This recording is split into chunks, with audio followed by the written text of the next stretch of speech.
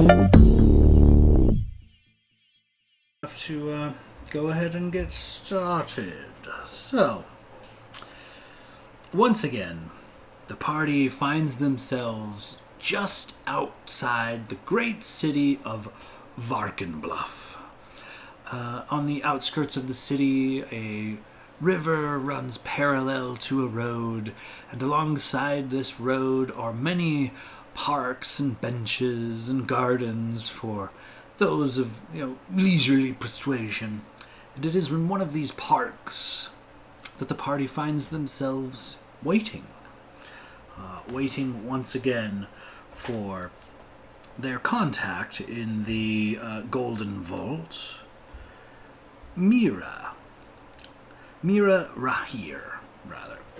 And it is not long before the clip-clop of a white stallion comes down the road, and Mira herself sees you lot and saddles up and not only drops off a few packages on a nearby bench, each with your name upon it. She also hands Serban a golden key. She smiles, she winks, she remounts her white stallion laden with packages, and clip-clops down the road further up into the city of Varkenbluff. So, with that, you guys are kind of left to your own devices. How do you proceed? The packages, of course, the rare items you have requested after your last successful heist, and the key in Serban's charge. I mean, Jurgen must ask, we all get fancy packages, but Serban gets extra package. What is that about? It's the key, you Neanderthal. How dare you call me that, Neanderthal? And then he, kind of glides his hand along his headband of intellect.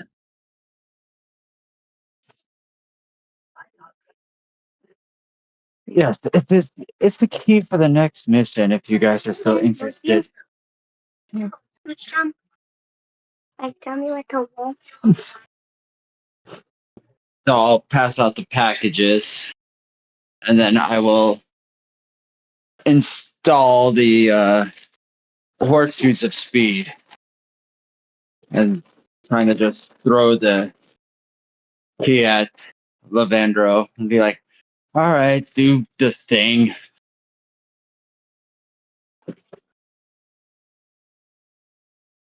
All right, so I guess Lavendro is going to open her up. Okay, you take this key and insert it into the music box, and it pops open, and a voice calls out, "Greetings, operatives. A valuable painting has been stolen from a member of the Cognoscente Esoterica, an organization with connections to the Golden Vault. The Cognoscente Esoterica specializes in the study of rare objects of historical significance. We suspect that the stolen painting, Constantori's portrait, has magical properties and ties to the occult.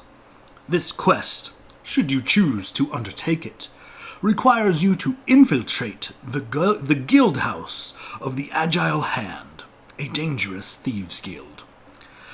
Find where the painting is kept, recover it, and return it to Adrissa Caramorte of the Cognoscenti Esoterica.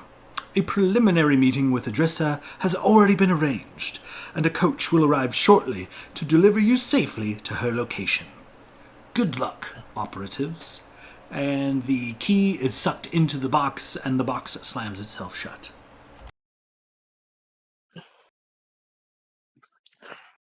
So we're supposed to steal from thieves.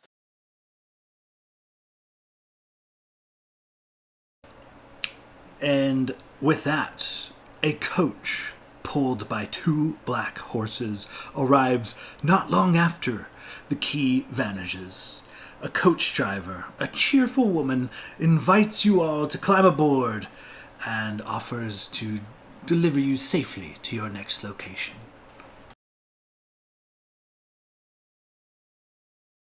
Well, are we going to do this?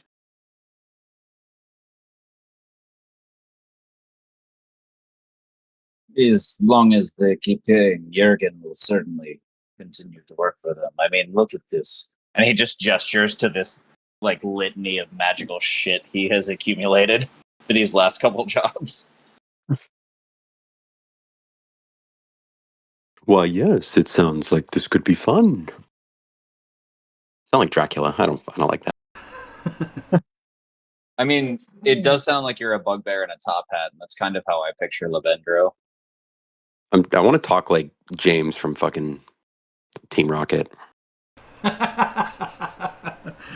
Then you're not far off with the Dracula voice, honestly. Yeah. It's Dracula without the accent and maybe just a slight pitch higher. What do you mean? That's perfect. Something. That's anime AF right there. Do me a favor and say the sands of justice are blasting off again.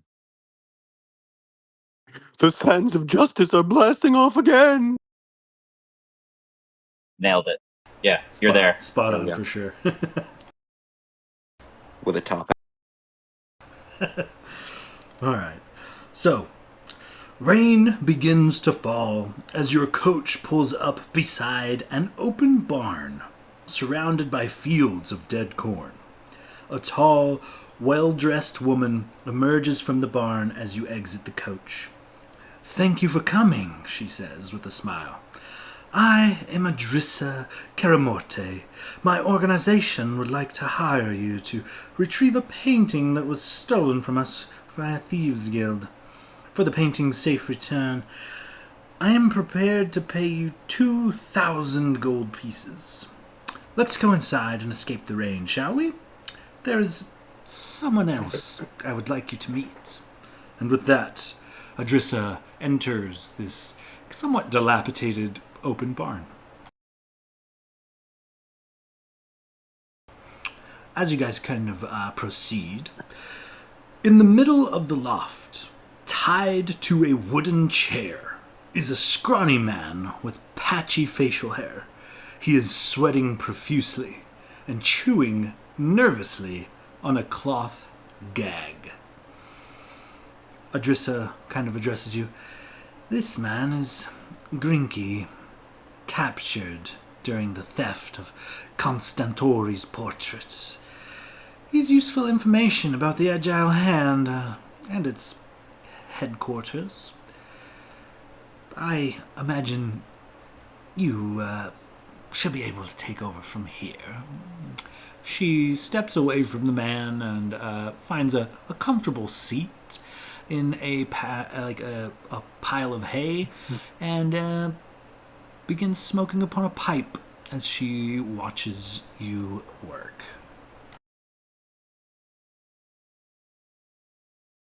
Jurgen floats over with his fairy wings, hovering above this man. Because although he is stout, he is quite short. And he gets eye to eye, his fairy wings flapping in the back. And he slaps the man. And he says, "What is your name?"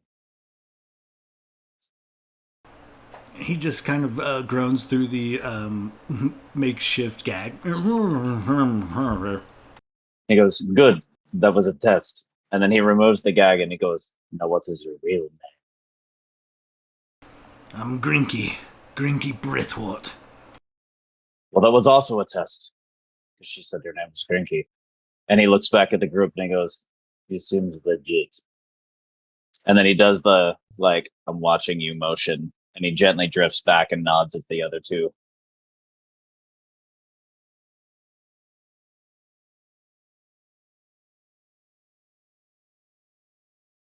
Okay, I'm assuming this is the thief.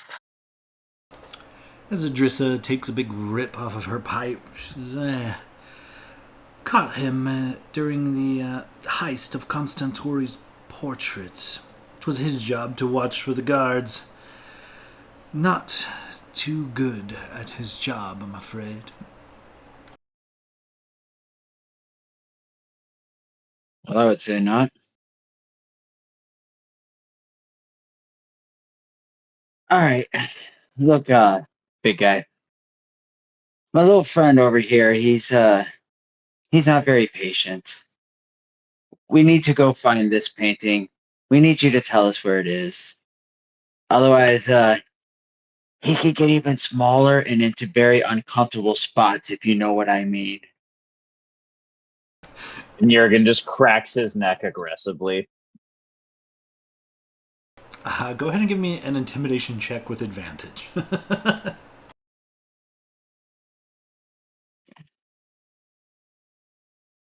Oh, God.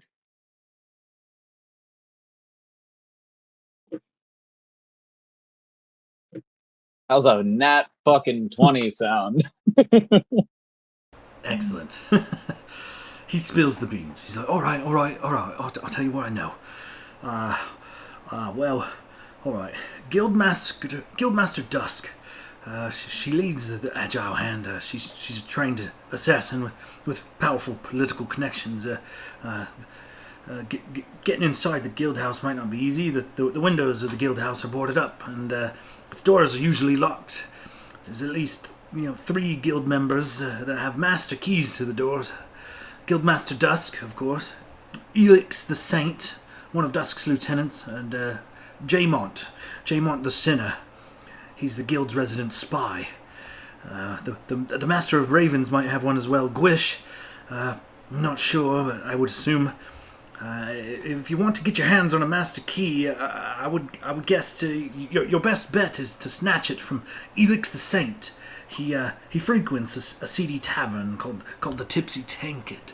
He really fancies the bartender there, and it's about 45-minute walk from the guild house itself. The guild's Dusk. She isn't accepting any new guild members right now. I've been working for the guild since I was a kid, and I'm not still a ranking member.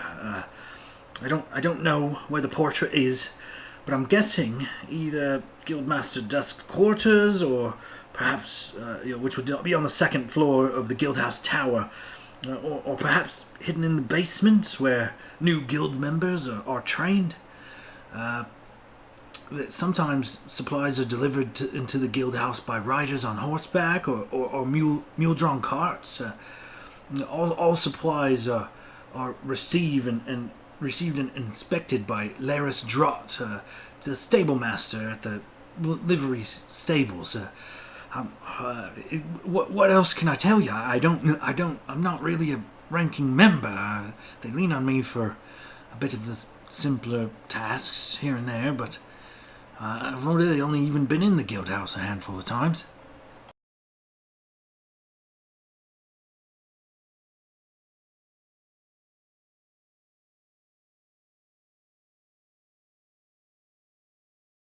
So if Jurgen hears you correct, Felix the Saint is our easy mark. Dusk herself has key. And the Master of Ravens. You speak of fourth person. What was their name? Well, I mean, so there's Elix the Saint, he's one of our lieutenants, Dusk herself, Jaymont the Sinner, he's the guild's resident spy, and then there's the Master of Ravens, Gwish. I'm not sure if he has a key or not, he might. Also the stable master, Laris Droat. She takes all incoming packages, offerings or various items of the larcenic type. Jurgen asks you to drop her name in the chat because he missed that bit. But a good knowledge. The one who takes packages. Oi, Laris Drott. He manages to write it out for you. And Adressa, she kind of walks over and unfurls a scroll and hands it to the party. She says, I was able to get this bit out of this little weasel prior to you guys arriving. It is, in fact, a crude map, rather, of the guild house itself. It would appear that the guild house is actually two separate buildings connected via a small courtyard.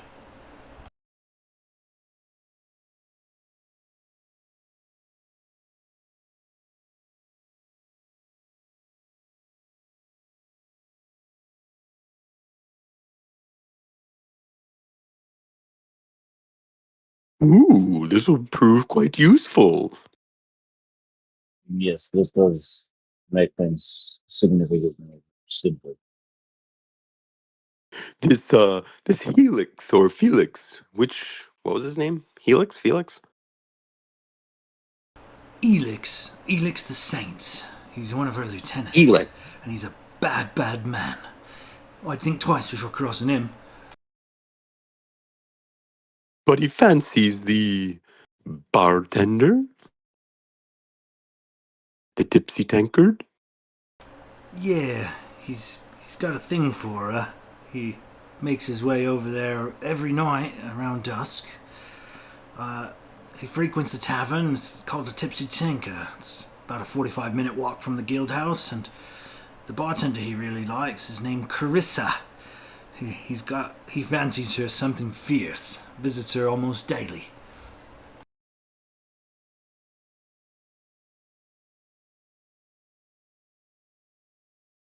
Are you feeling thirsty? Are you Sounds quite asking parched. Jurgen? Kind of looking at both of you.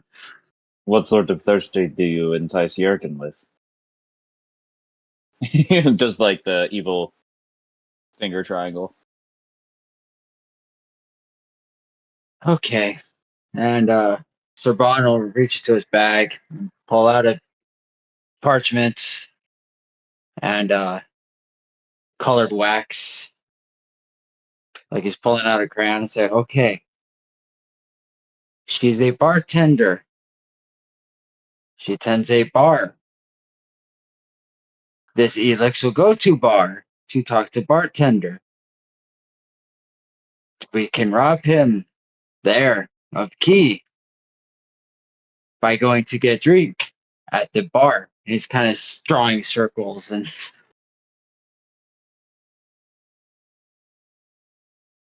Jurgen feels like you do not appreciate his headband of intellect, which technically makes me smarter than the lot of you potentially combined. But he looks over the plan and, like, sort of as if he had a monocle, kind of like moves it back and leans in. But your plan, it seems solid. You are on right track, comrade.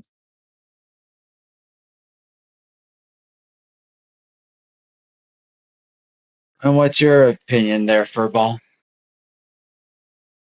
Well, I think this might be the best course of action, if it were to be me.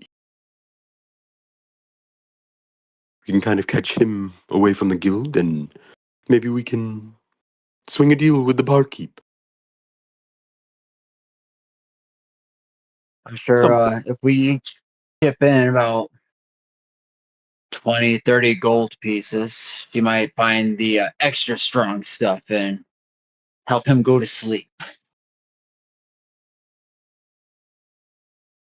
It is worth checking to see if bartender returns these feelings of infatuation. Because if not, we could use to advantage, like comrade says. And he nods to Sir Bon.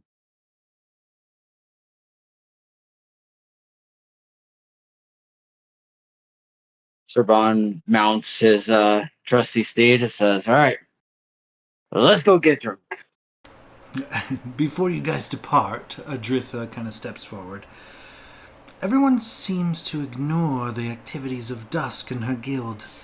Larceny is the Agile Hand's specialty, but Dusk uses blackmail, extortion, threats of violence, and whatever else it takes to keep her enemies at bay. The portrait is the work of a famed artist, Dekeski Kwan, and is commissioned by the late Diani Gristhorne, a grand dame in the criminal underworld. The painting is sentient and was made to eavesdrop on conversations and pass secrets along to its owner. Like its beautiful subject, The painting is notoriously vain. Perhaps it would help. Also, it's likely that the Agile Hand has a buyer for the painting. Therefore, it's vital you recover it as quickly as possible before it ends up in an even more secure location. She fiddles around in her pouch and hands you 5 gold. Hands 5 gold to Sir Bon. Says, first round's on me. Enjoy yourselves. Hope to be seeing you soon. She goes back to sitting, puffing on her pipe, and glaring at this man that she has tied to the chair.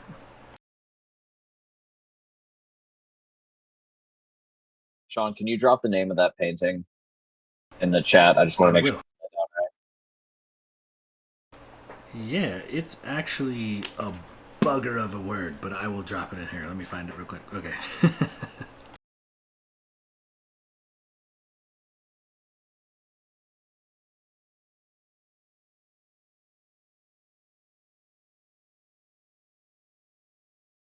Okay, found it. Constantori's portraits. Skadoosh.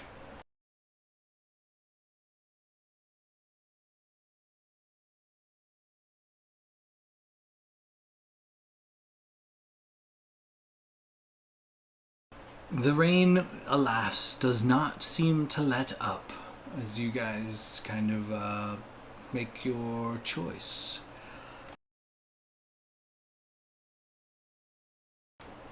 I assume to the tavern it is.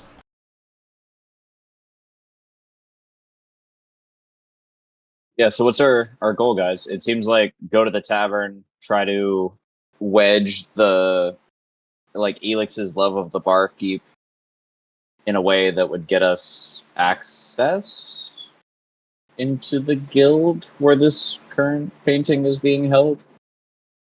Is that That's my I just thought. want to make sure we're like all in agreement here because there's a lot of moving parts and that map is pretty intense.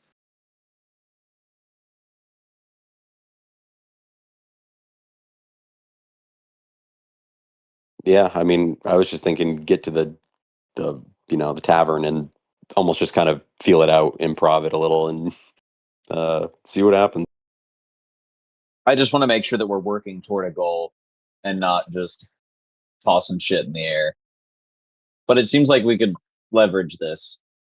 Well, there's Whether 4 it's keys. access, yeah, whether it's access to the guild house or further information, or potentially swaying somebody to help lift this painting on behalf of the barkeep.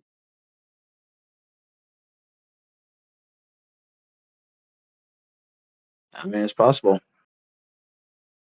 All right, tavern it is. All right.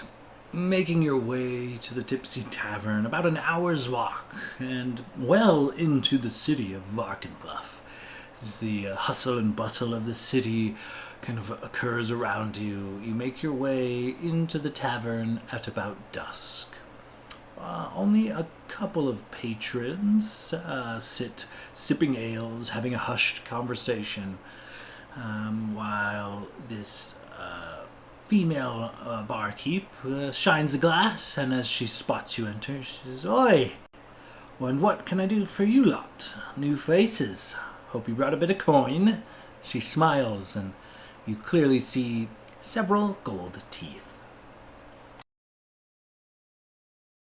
I kind of lean to the group and I'll be like, I can see why she's so lovely. Oh yes, that is a rather wonderful smile you have, and Jurgen never travels light. And he pats what you assume is his coin pouch, but is probably uncomfortably close to his groin because of his loincloth. Noted.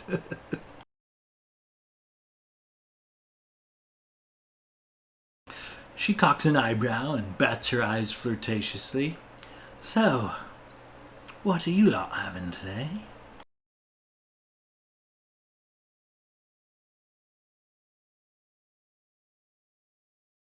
I'll take an ale, please.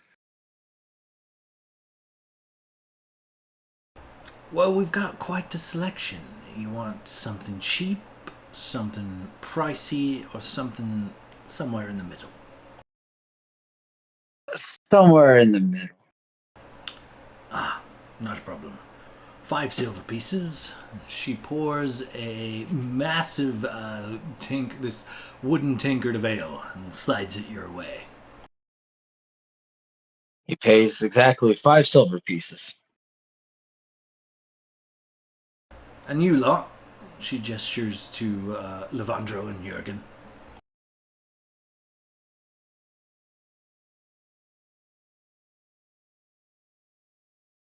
Well, I'll have an Aperol spritz. No, I'll have maybe something strong.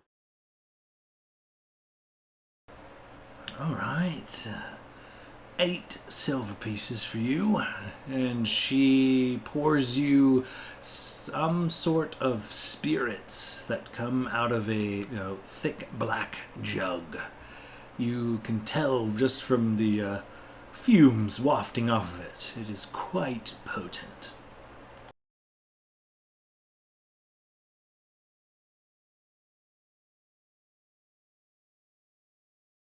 Why, thank you. And I'll kind of like take it and maybe just take like the smallest little sip. It's strong. There's not a doubt in your mind that this liquid is absolutely flammable.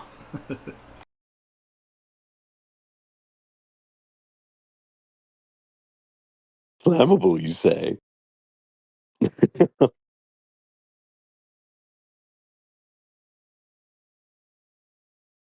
And for the pixie fairy loincloth man,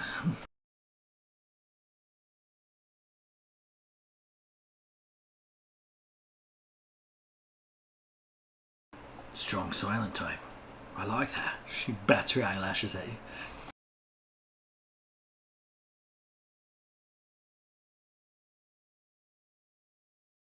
you. Must be shy. Holler at me if you need anything. We'll take a seltzer. Ooh, seltzer. She kind of frowns. She says, all right. She pours what looks to be like a regular glass of water and then licks her finger and sticks it in the water and swooshes it around until it's all bubbly. And she sets it on the table. So that'll be 2 silver pieces. Serban puts his head by Jurgen to make it seem like he's going to whisper to. Oh, he wants a cucumber wedge in it, please. She lets out a sigh. Walks over and fetches a bit of. She rummages through a bit of goods. She's like, best I can do is a squash. Oh, that should do. She slices off a chunk of it, just the end, and drops it in the water.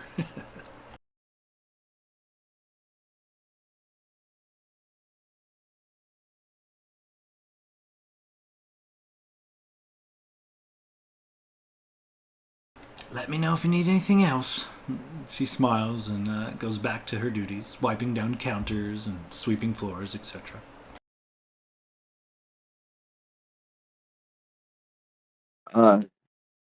Lavendro, what is your persuasion? Ooh, not good. I have a -1 in charisma, so I'm assuming it's Oh, not shit. good.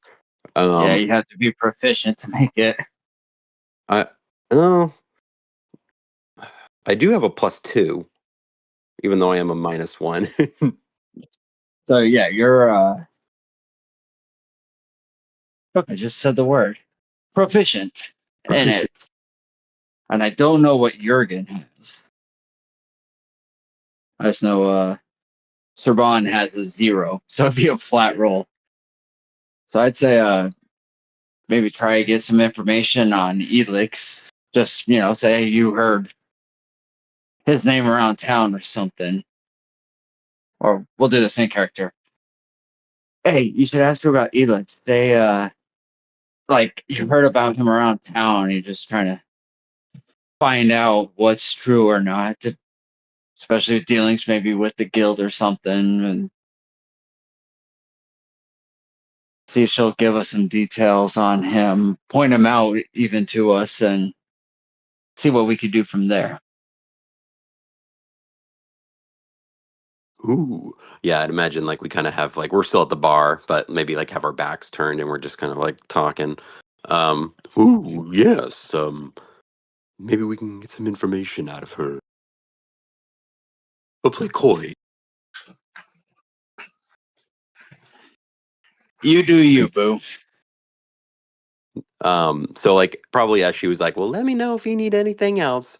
I'll like Lavendro will kind of turn around and kind of be like, well, there is one thing. And what could I do for you?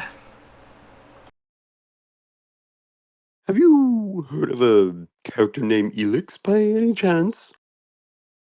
Aye, Elix the Saint. He's a good customer. In fact, he ought to be here any moment.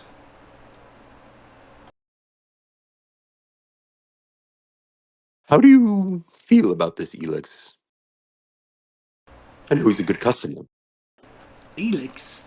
Well, they call him Elix the Saint for a reason. Nice guy, very generous. Very generous. Seems to have struck a fancy to me, which I can't say I mind.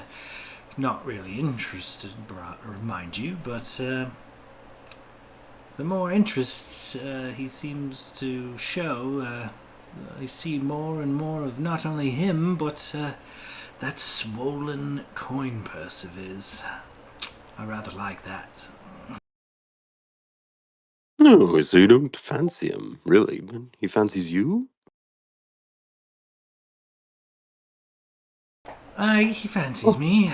We have good long talks. I've known Elix for years. He's been coming in here every night, 7 days a week, rain or shine.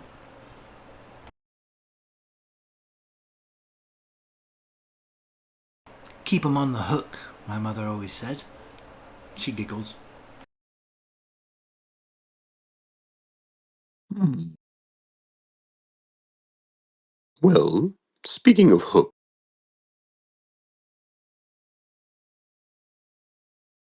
I've heard many, I don't want to sound, uh, rude or nosy, but I've heard of many, um, things about Eli.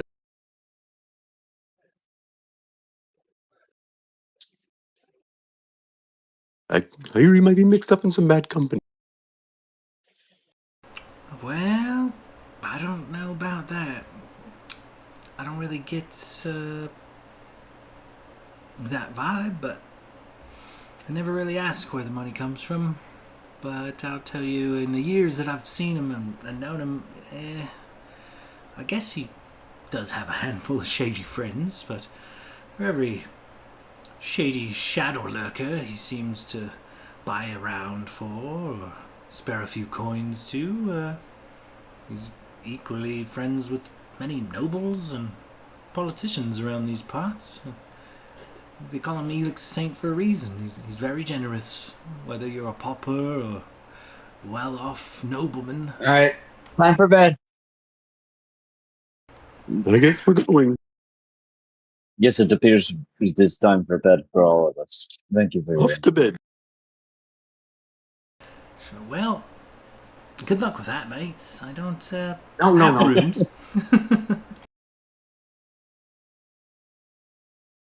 Well, I don't want to, and I'm gonna kind of motion her to kind of like lean in and kind of like talk with her. Do you mind if I speak with you just a little closer, please? I mean, I have some information that might maybe something we could talk about. Help each other out. She cocks an eyebrow, clearly curious, as she leans in a bit closer from the bar. And what do you have to say there? I don't want to speak ill of Felix, but he's mixed up with some bad folk. And I won't go any further. You don't need to know. But, my friends here and I are here to maybe acquire something from Elix. And maybe with your help and a little bit of gold, maybe we can help each other out. You get paid still, he's none the wiser, and we'll be on our way. Go ahead and give me a persuasion check.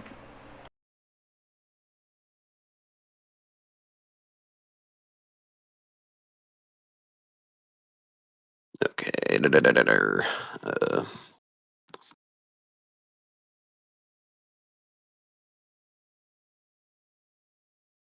Let's fucking go. Natural 20, very nice. She cocks an eyebrow. She says, well, you're speaking my language, darling. I'm all in for a bit of coin, especially if Elix is none the wiser about it, but he is one of my very best customers. I would hate to chase off such a lucrative patron. What's your offer? Well, we're looking to acquire something from him and maybe some of his shitty friends. Um, but all we'd need from you is to perhaps maybe distract him a little bit while we work our magic. You know what I'm saying? I'm gonna kind of wink.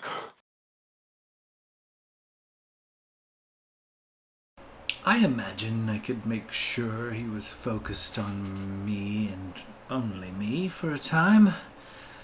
Of course, I mean, really. that'll come for at a pretty steep fee. She smiles at you, revealing a few gold teeth. Ooh, I can see why he fancies you so much. Well, maybe we can give you a little bit of gold in trade. Make it a lot of bit of gold, and you've got a deal, sweetheart.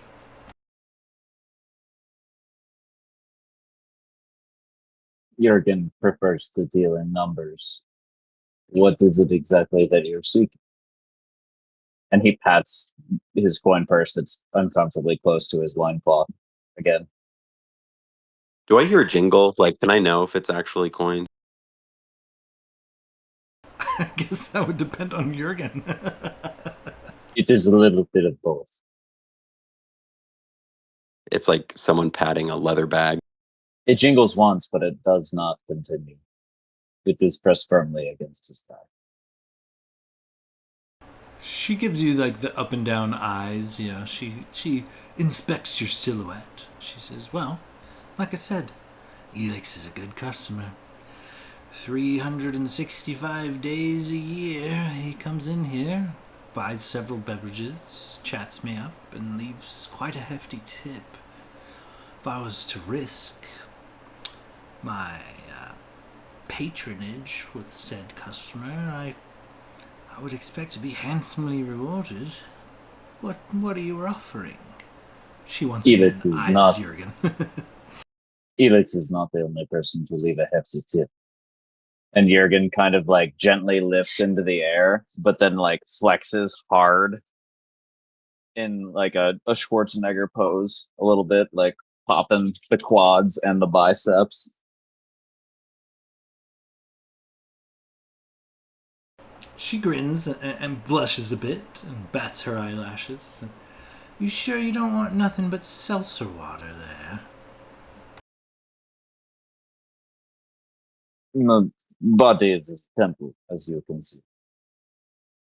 But that does not mean that Jurgen is not up for a good time.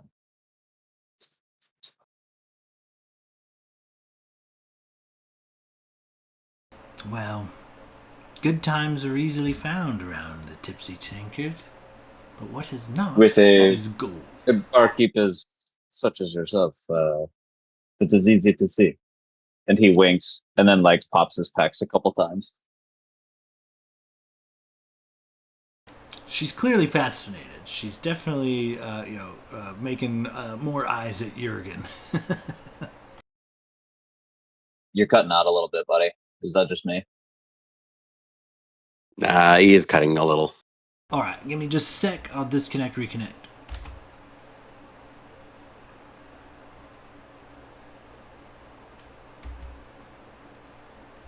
Hundred.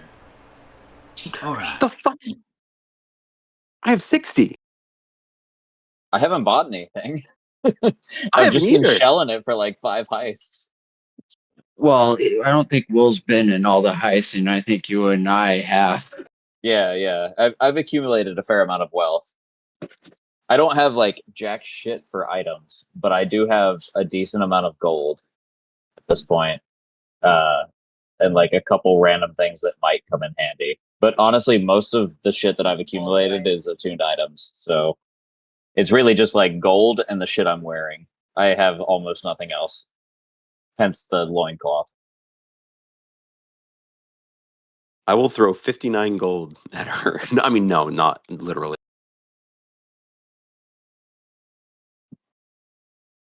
But So, hopefully, better? La la la la la la la. No? Yes? Maybe? That Christy, sounded beautiful. Okay, perfect. So she kind of smiles at you and says, well, like I said, good times are easily found in the tipsy tankard, but gold is not. What's your offer, lads?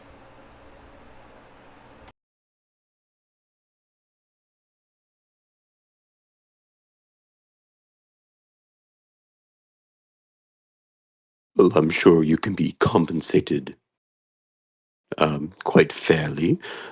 And I'll be like, one moment, please. And I'll turn around to the group and just be like, so, what are we doing? Gold? A lot of gold? I have no gold. Like I said, if we all chipped in 50 gold. Done. I'll turn right back around and be like, how about 150 gold? Only on the occasion, with one stipulation, that none of this gets back to Elix. I would like him to remain a good customer, if you will. And she smiles her gold toothy grin. Oh, without a doubt. I mean, that is one thing we do not want to compromise here, as a patron of yours. We sure as hell don't want our names being known. Fair. And she holds out her hand. 150 gold it is. I'll slide over 50 discreetly. Well, you expect Jurgen to cover his third, if I must. But just know that next time, the Jurgen peg negotiation, and he slides over 50, and then an extra 10 gold on the side, and just winks.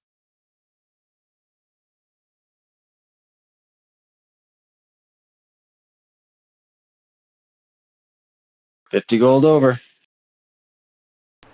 She smiles, takes all of your gold. Her eyes linger a bit on Jurgen. And she says, done. She takes your gold, puts it in a pouch behind the bar. And no sooner than has you guys struck this transaction, than does a large man wearing a dark cloak with a seemingly golden eye patch enters the Tipsy Tavern. It is officially dusk at this point. The stars creeping out into the sky. And she calls out, Elix, right on time. And she walks straight away from you guys. And at the mention of his name, he lights up, grins ear to ear, and takes the hood of his cloak down. You see his long, braided black hair kind of trails behind him. And he says, Carissa, looking forward to this all day. And he takes a seat at the bar, And Carissa, without even taking his order, pours him a glass of wine, one of his favorite vintage, you could assume. And she begins, chatting him up, flirting a bit. He's talking to her about his day. She leaves a couple coins on the counter, and she quickly takes them and makes change. He refuses it back. Makes sure that she pockets the excess, and they begin chatting a bit. And after a bit of conversation, she says, "Oh, give me just a second, Elix. I'm gonna top off a couple of other patrons." She walks over to the other couple of regular folks, common folks, drinking ale. She tops their ales off. She comes around to the lot of you and whispers, "Your moment's coming, boys. Hope you get what you're looking for." She smiles as she walks back over to Elix. And she wastes no time. She says, "Elix, I've been thinking about getting a new tattoo. What do you think of an anchor here?" And she lifts up her shirt, exposing most of her breasts, though she does seem to have like a tight, like a corset. She is clearly very exposed, and Elix jaw drops, and he is and just stunned by the revealing of this lady's almost bare chest. She points, "What about here? Or perhaps here?" She points to one breast and then the other. The moment arises. Elix, thoroughly distracted. You have but a few seconds. What does the party do? Is there like any like can I like look to see if there's like any obvious spot like where you might have like a key ring or a pouch, something that would likely where his like belongings would be. Yeah, go ahead and give me a perception check.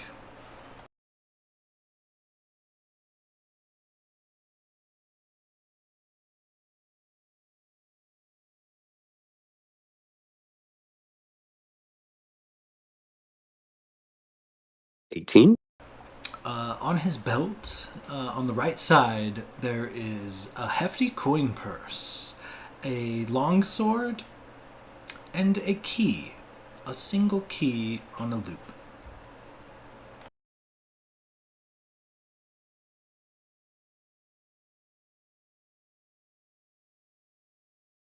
Um I guess it's on a loop. Yeah, it's a key on a ring that is connected to his belt.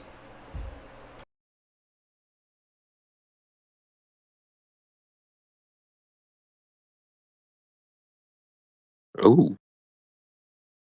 Um all right, so I'm going to I guess kind of just like make my way up. Um maybe I'll are there other like so she's the only barkeep here, like there's no one else working? She appears to be alone for the time being.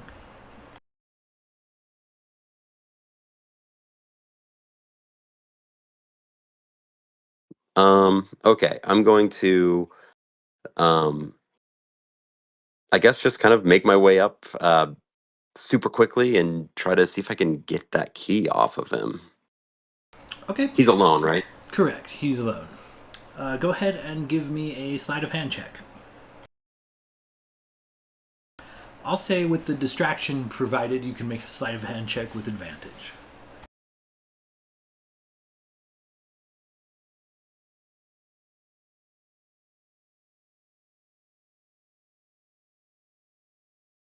That is just that is Lucky for you, the DC was only 10. You sweet successfully Jesus. snatched the key off of this man's belt without him being any the wiser.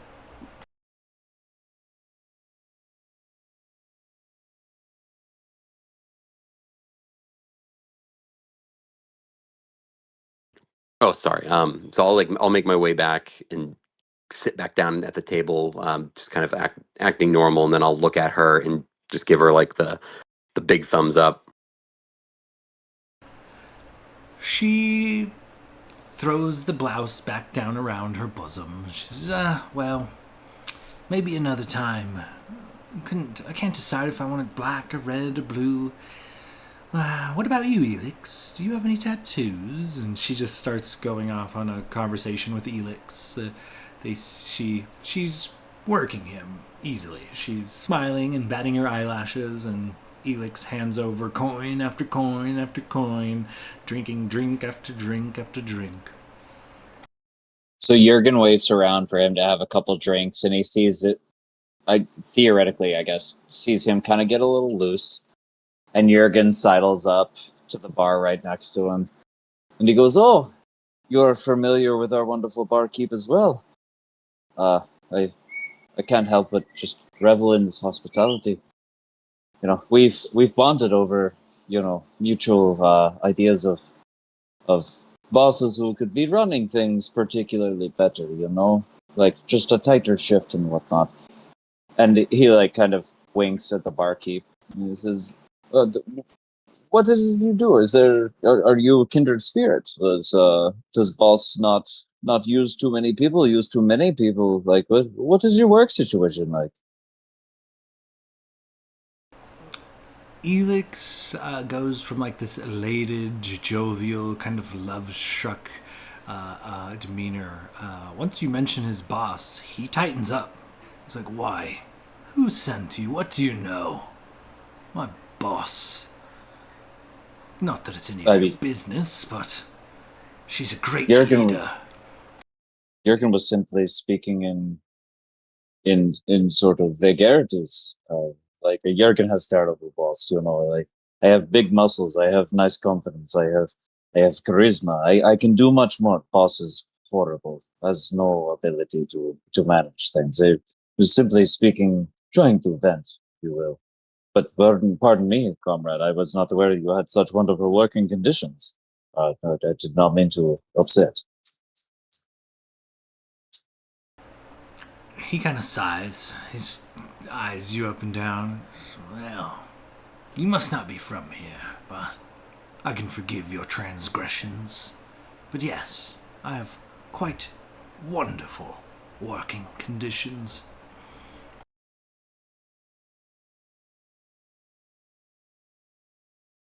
Then Jurgen toasts for you for finding grass on greener side, as you say.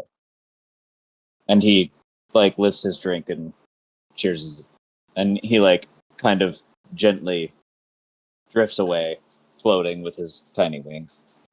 He cheers you, and as you drift away, his attention turns back to Carissa.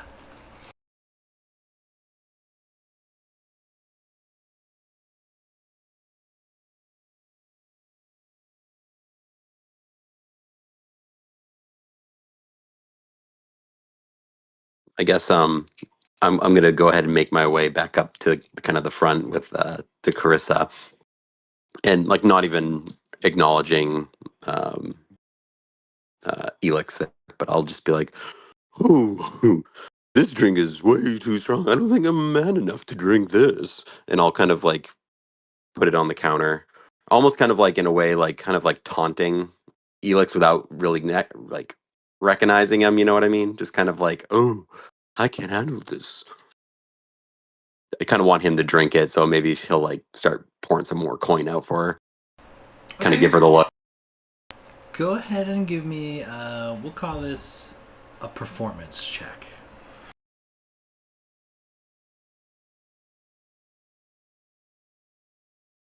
Good thing I'm not a very good performer. Oh no, this is gonna be bad, bad, bad, bad.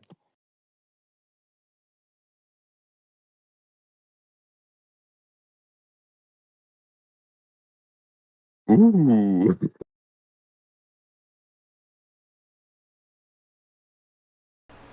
He looks at the glass and notices a bit of spittle from where you have sipped it.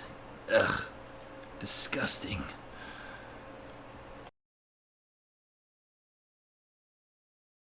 Thanks again. And I'm gonna just put it like on the counter and just kind of stumble off, wave at her, head towards the door. She waves. Take care, gentlemen. Saran waits about 10 minutes, let him get distracted and forget about the others. And what was that drink you got, Lavendro? I don't really know what it was, but it came from a black bottle. All right. Serban is going to go up to the bar, take the seat next to the guy, and, can I get another drink? And pass her the mug. Absolutely. Same as before, or would you like something a bit stronger? Uh, let me get the same as before for now. She quickly pours you an ale and whips it back by. 5 silver. As she turns to go pour, he'll look at Elix next to him and just be like, "God, that's a beautiful woman." Aye, she is beautiful, isn't she? He looks at her kind of adoringly. I bet she would look great in a painting. No, a painting would not do her justice. I'm going to pull out 6 silver, 5 for the drink, and on the last one, he's going to start playing with it and do one of his small infusion things that allows it to display a image. And he's going to make it of her. And look at, he likes to say, now that is how you capture somebody's beauty. What do you think? He looks amazed. He's like, impressive. Forgive me. He wipes off his hand on his cloak and offers you a handshake. I am Elix. Elix the Saint. And you are? I am Felix. Felix the cat. Interesting. You do not look like a cat, but alas. Names. He raises his glass to you. Cheers to you. I do gotta say, I think this is the future of art, Because what else is there? There's sculptures that do not move, that do not capture the likeness. They look fake. You want to see the gentleness in your lover's face, and a statue only looks cold. Portraits, they look pretty. You could see the soft features, but they don't do anything. There's no liveliness. I've yet to find a portrait that really does more than sit over a fireplace collecting dust. You know? I suppose I can relate. This last portrait I saw was just a white space with a red triangle. Can you believe it? Somebody would paint that and try and tell you it's got meaning behind it. Seems far-fetched, but perhaps they were pulling a ruse.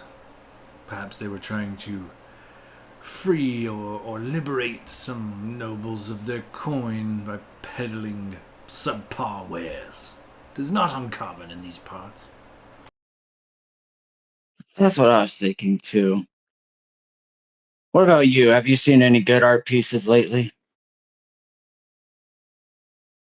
Go ahead and give me an insight check.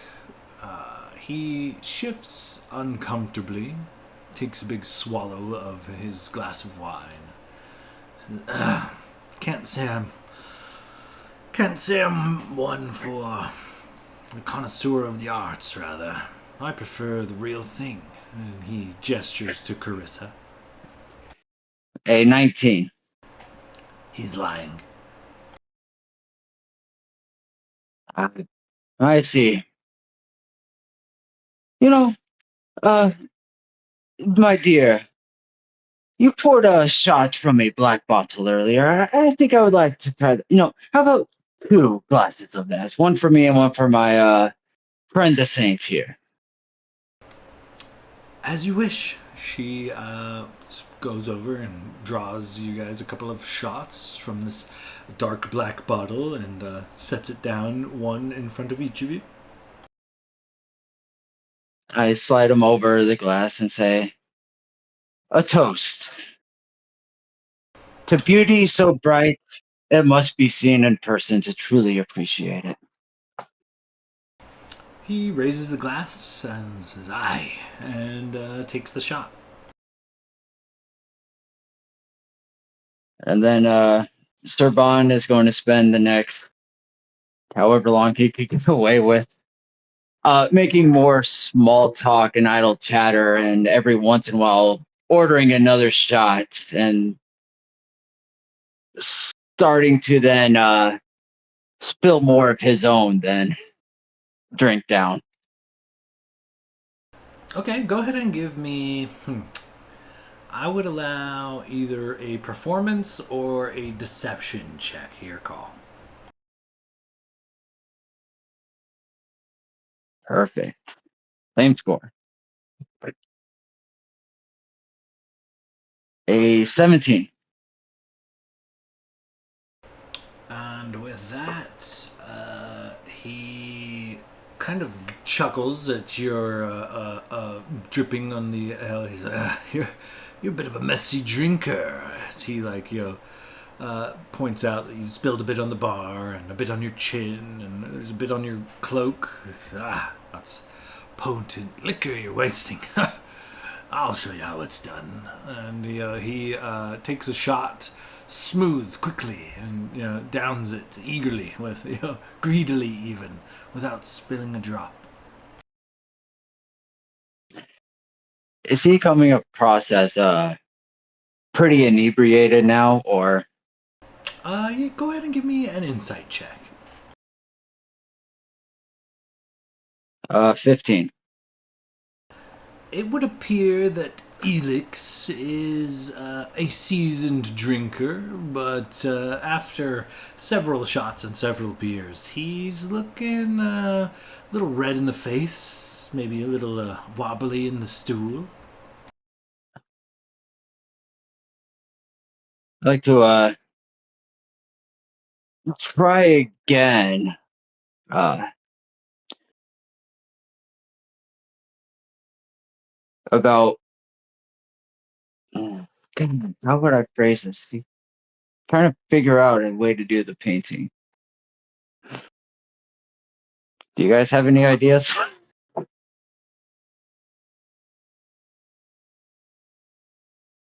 Hmm. I mean, it's tough, man. Like we need a way in, and like we could try to just sneak it, but that's fucking risky. There's a lot of shit going on, and it's a thieves guild. Like they're crafty, and the map says there's traps everywhere, theoretically, just for training. So like we know that we're dealing with some shit, but it doesn't seem like we're gonna convince anybody to be kind of our inside man. Right.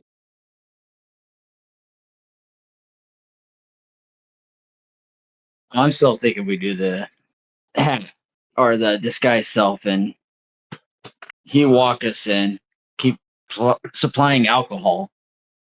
Yeah, But so we just keep. to figure out where the painting is, I just need a way to bring it up. Like, Yeah, I hey, mean have you?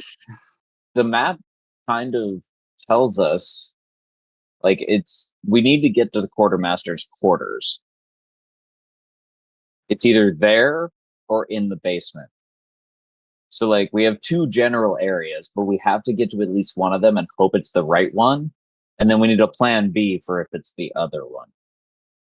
So that's the big hang up. Is like, we need to pick one and then build a contingency. Yeah.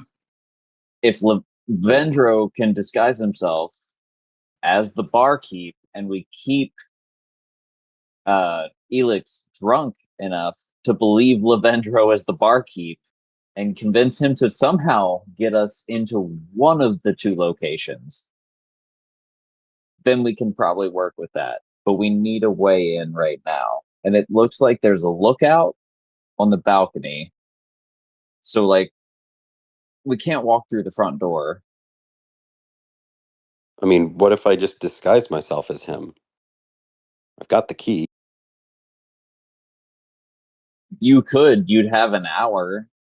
And if anybody noticed somehow, like, sees through your guise, because it's not fail proof, some people could potentially see through it. If they see that, you're in there alone because we couldn't follow you. Hmm. I think we'd be able to follow after all. If he's the right hand man, Right. anybody he brings in, the lowly peon's not going to question him about. I mean, I guess if you could persuade your way through it, then we might be onto something.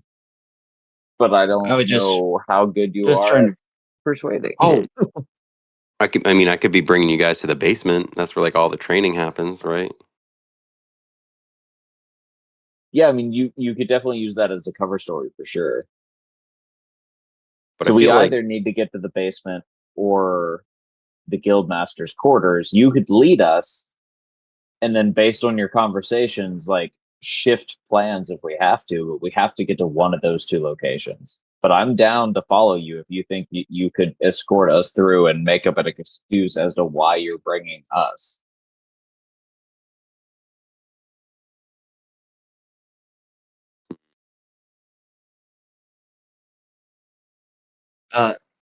Sir Bond would ask Eli, or go back to talking to him and say, kind of slurring his speech, I worked for this guy and he didn't trust nobody about nothing. In fact, down in the basement of where he worked, he built a secret room just to hide what he called his treasure. Mostly garbage, but I've never seen somebody do that.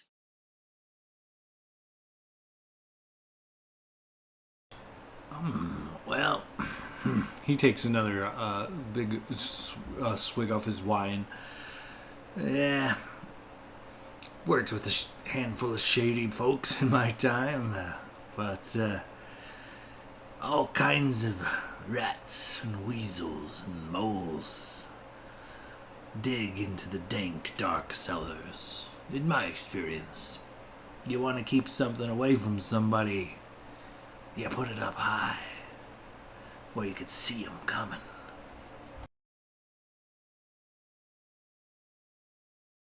You mean like above your bed? I suppose. Above your bed. Put it, I think I would prefer a bit higher than that, even, you know. Yes, stick it right above the sentry. Now that's smart thinking. 4 more shots. Carissa happily just lines up some shots, starts filling them up and passing them out to you guys. And Sir Bond will like slam it, push one down to him, but then try and feed him all 4. Like, you forgot one. Go ahead and give me, we'll call it, you could use deception, you could use sleight of hand, or performance. Your call. Thank you. Sleight of hand. Because I have a +7, so that's a 26. He buys it. He takes these shots. Oh, all right. Yeah. After several more shots, Elix seems very inebriated. He's slurring his speech. He's wobbling on the bar stool. has planted both elbows on the bar as he adoringly looks at Carissa. And though he is occasionally sipping his wine, he does look very intoxicated.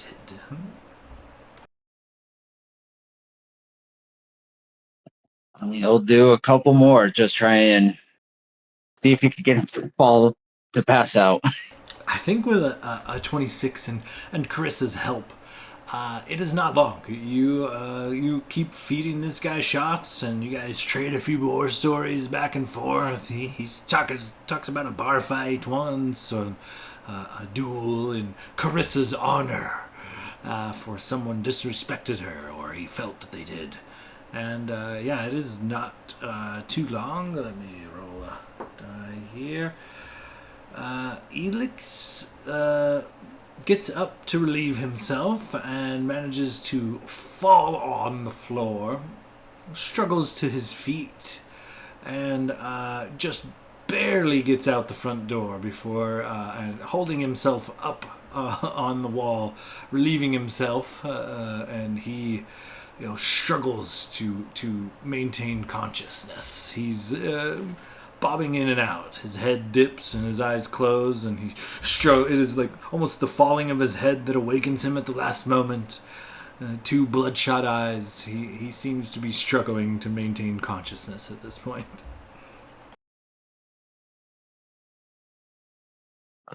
If he starts to walk away, are there other people outside the building? You guys are in kind of like a metropolis, so yeah, there are people coming and going on the streets and alleyways outside, yes.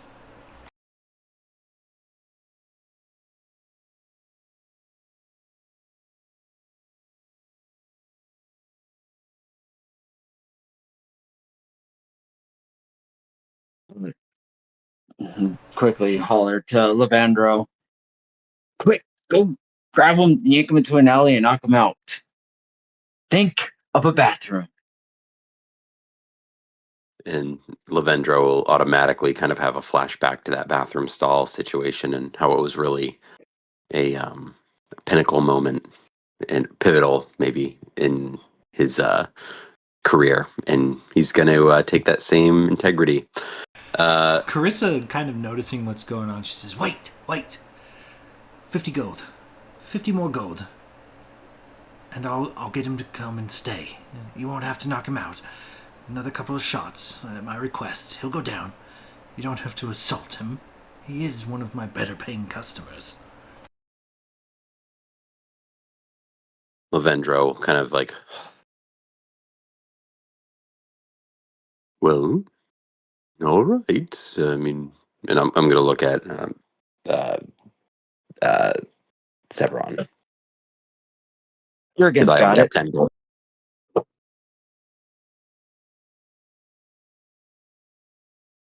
No, And Jurgen reaches over. Yes, I will pay, comrade.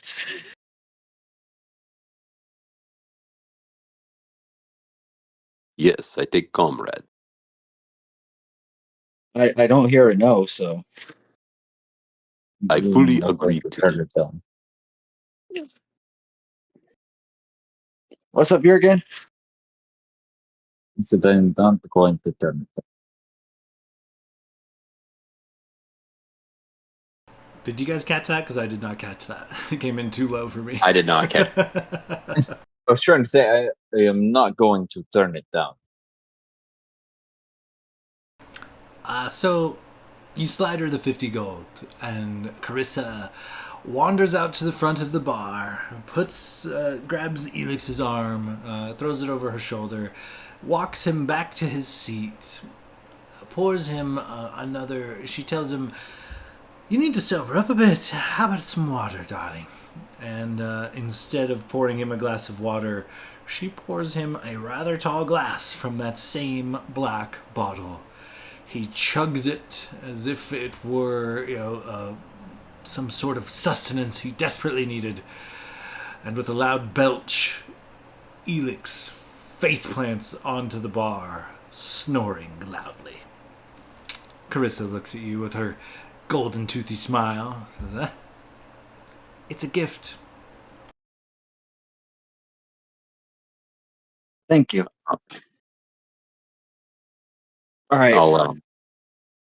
I'll take another Go ahead. 50 gold from his pouch and just kind of put it on the counter for her and just wink. She takes it happily.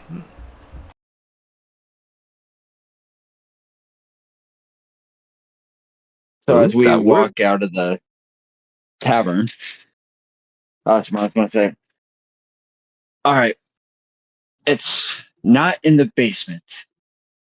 So the painting must be above the quarters where it says on the map, upstairs.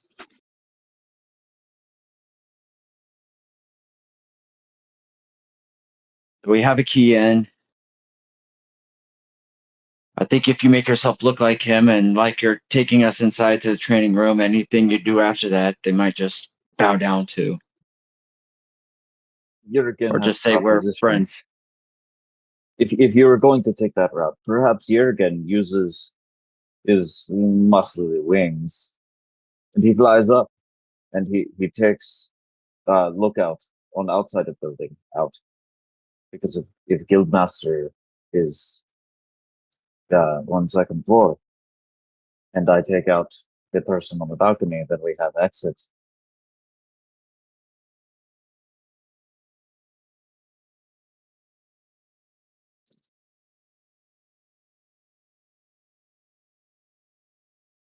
I mean, it could be useful. Jurgen is just saying, if you go in and get painting and Jurgen gives you exit on balcony, it seems like we grab and go. And we know, based on map, there is person on balcony who is watch out. So if Jurgen can take care of watch out, then easy peasy.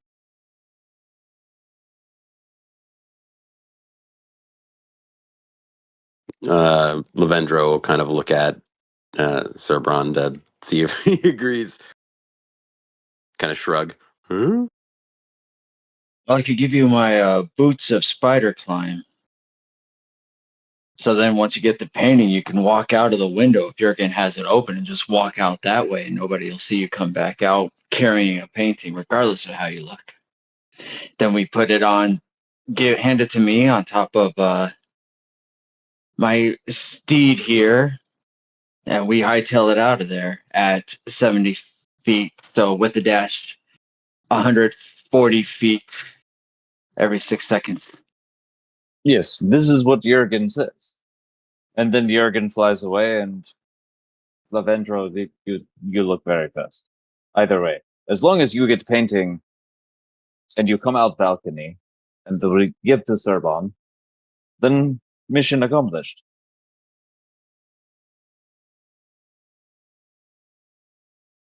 I mean, it all makes sense. Sure, let's do it. And Jurgen puts his hand in and looks at the two of you. I'll put my big old bugbear paw in there.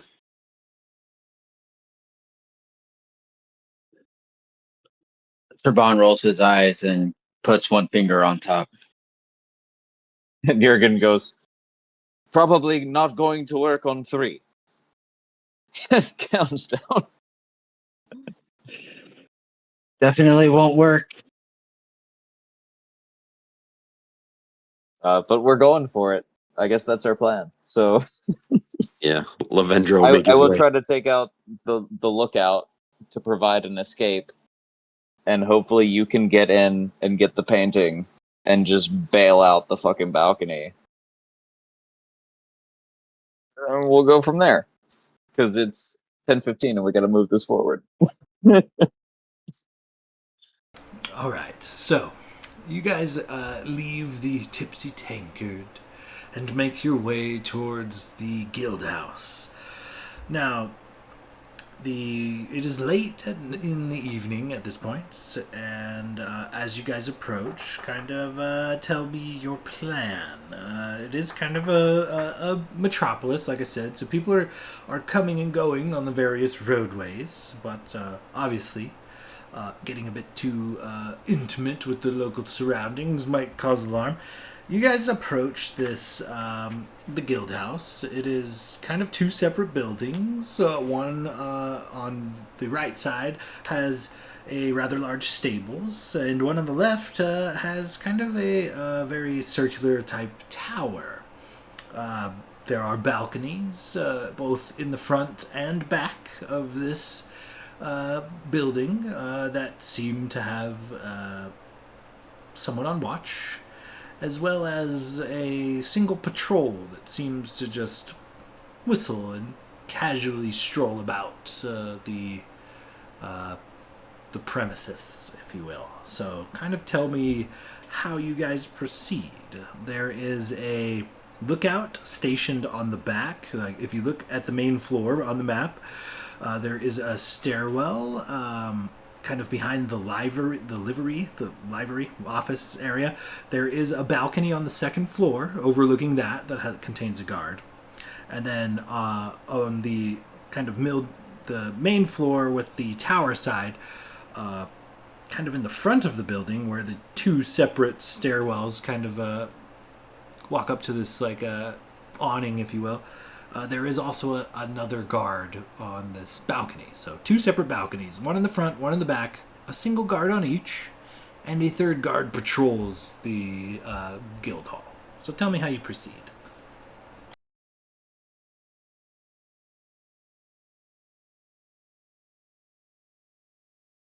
I mean, kind of when we start getting close, within reason, I guess Lavendra will. I mean, if when there's an opportunity, will probably I'll use my disguise self to shift over to Elix.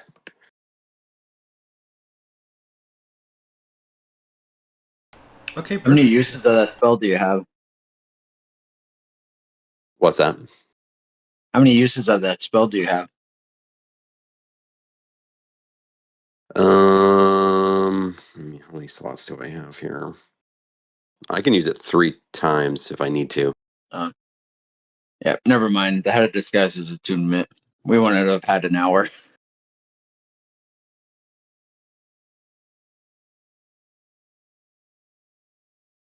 Right, yeah. So as he changes disguise, Servan would kind of go around the outside of the wall over to the side by the tower.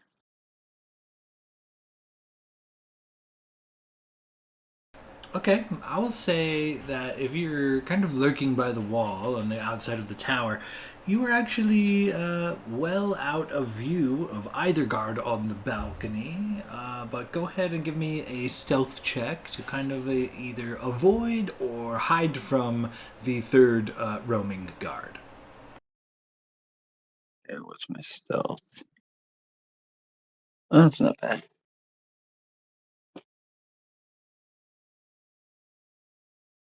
Dirty 20. You lucky dog. Meets it beats.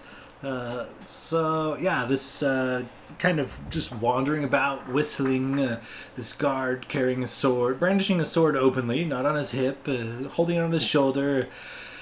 He looks to the left. He looks to the right. He pulls a small flask out of his cloak and takes a sip, puts it back, and continues to whistle and walks along his merry way. Does not seem to notice you, Sir Bon. And Serban will, since he did attune to the hat of disguise, he's going to make himself look just like a young child since he's a gnome and just kind of try and hide in the dark of the shadow and just wait. Okay, excellent, for sure.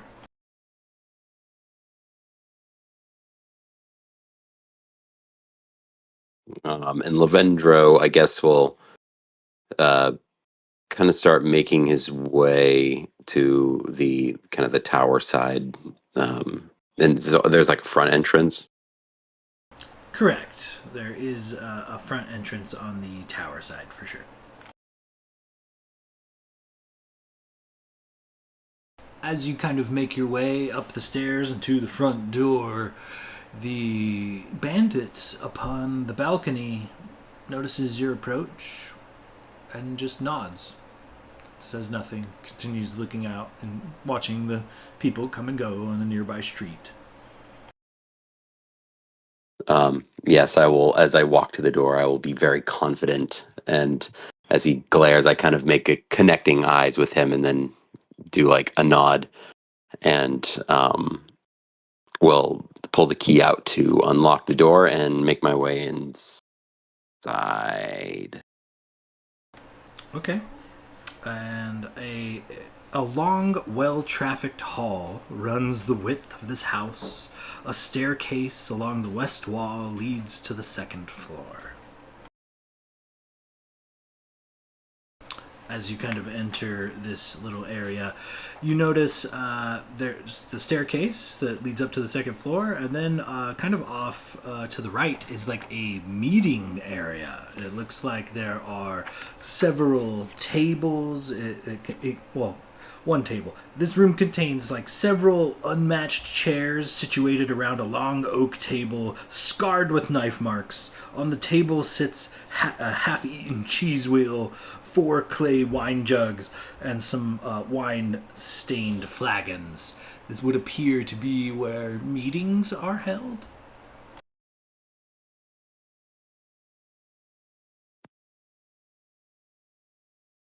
Okay, so a meeting room on you said like the right? Correct. If you're looking at the map I provided you, you went in through the main entrance. The stairwell is basically directly in front of you, but to your right in that room, it is like a meeting hall. And it is eerily quiet. I will make my way to the stairwell and move up. I'll take a look into the meeting room, like as I'm just like kind of walking by, not stopping or anything, but just kind of like turning and looking just to see if I see anything else, if I see anybody there.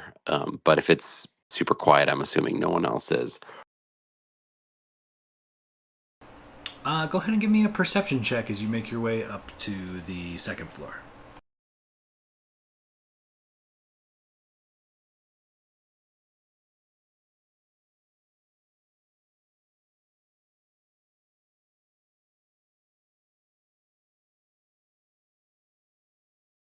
God damn it.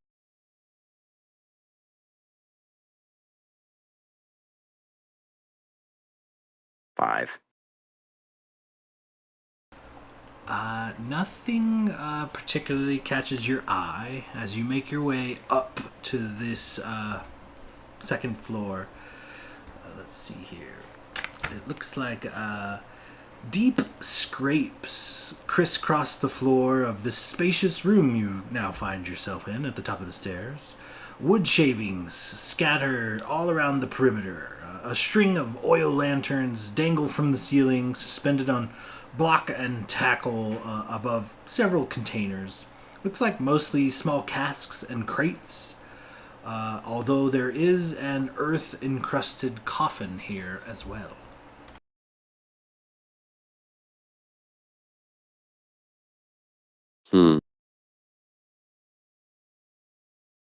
I don't like that.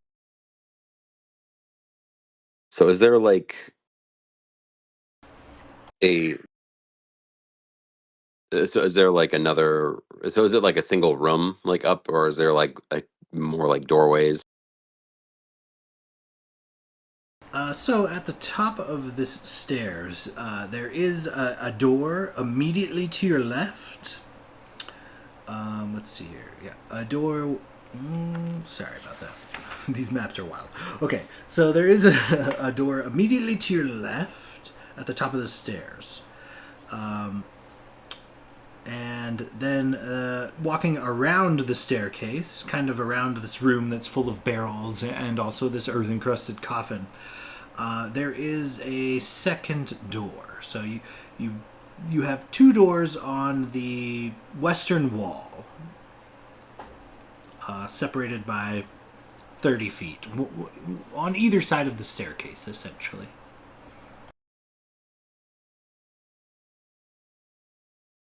Okay. Trying to make sense of this map here.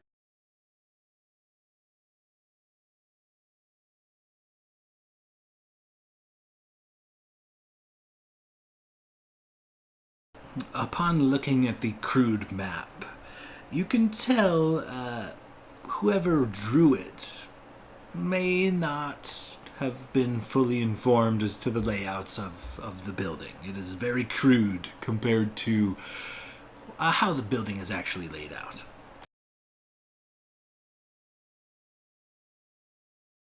All right. So I have a passageway to the left. So there's in this room a coffin, and there's a passageway to the left. Correct. You have two doors, essentially, both on the left.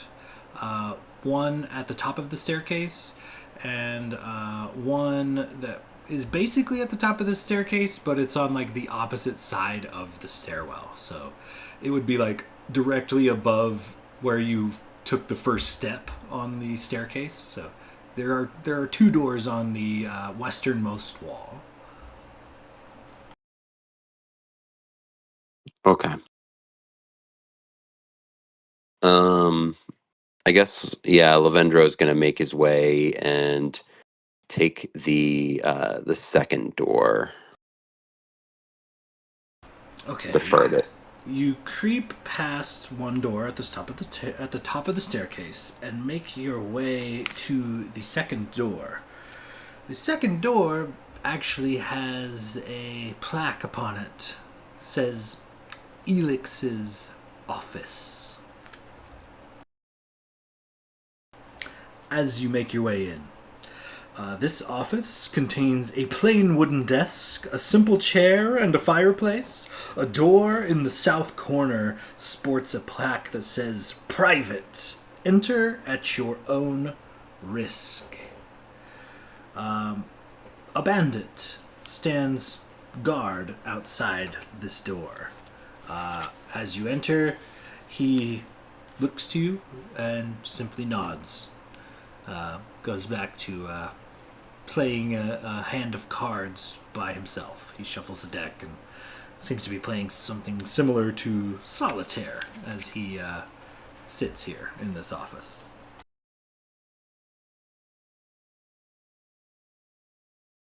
All right. I'm going to. So, okay, so just so I understand, so like there's another door that this guard is in front of within the room or Elix's office. Correct. There is a lone bandit just kind of idly playing cards who pays you no mind as you, disguised as Elix, enter Elix's office. But yes, he does appear to be guarding the door that says Private. Enter at your own risk.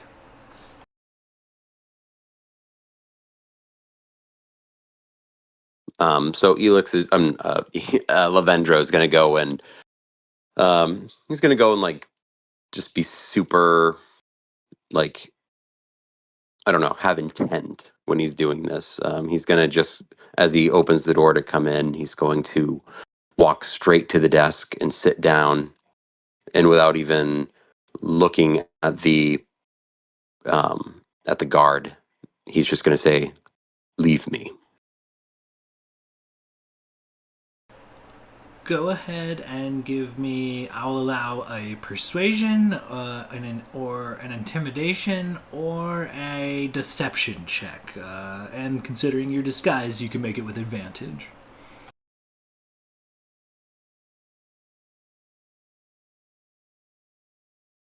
So deception,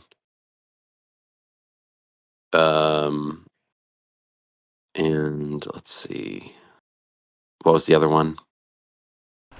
I would allow. Persuasion. Yeah, persuasion, deception. Either of those sound reasonable. What was the other one I said? Oh, I would allow also intimidation if you'd like.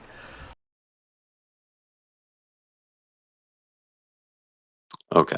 Let's go.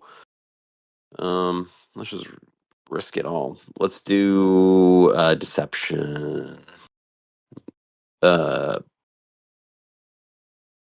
I guess it's all going to be the same, isn't it? For the love of God, please.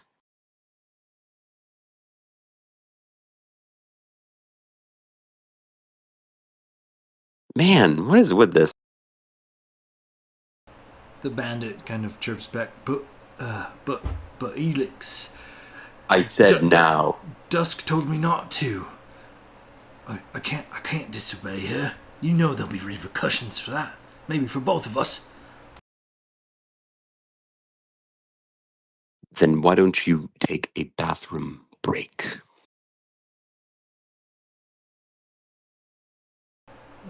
His eyes kind of narrow. I will allow an intimidation check on this point.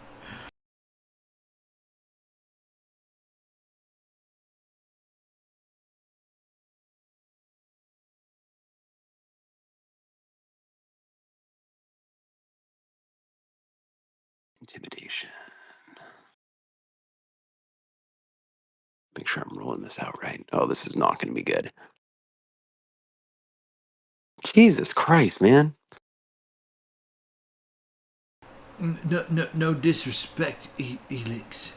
I'm sure you have your reasons, but if Dusk knows that I left my post even for a minute, the repercussions would be too severe.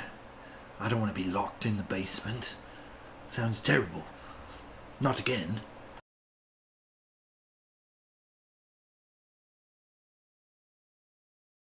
Um. Hmm.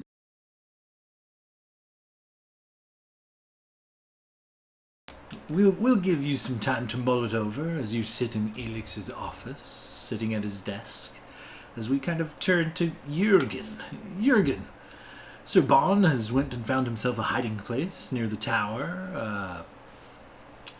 Levandro has made his way inside. What do you do at this point? Jurgen tries to be as inconspicuous as he can. Maybe like wearing a slightly like baggier clothing and hovering a little bit off the ground so it looks like he's a little bit taller than he is. Just kind of meandering around the area until he sees a good opening, hopefully, toward the balcony where he knows the lookout is. And he tries to set himself up to sneak up to the balcony. Okay, yeah, go ahead and give me a stealth check.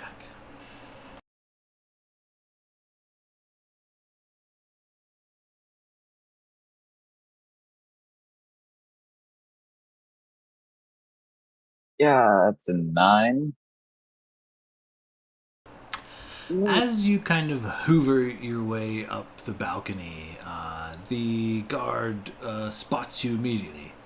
He says, "Hey, can't you fucking read the signs? Piss off, or things are about to get ugly. Leave and do it now."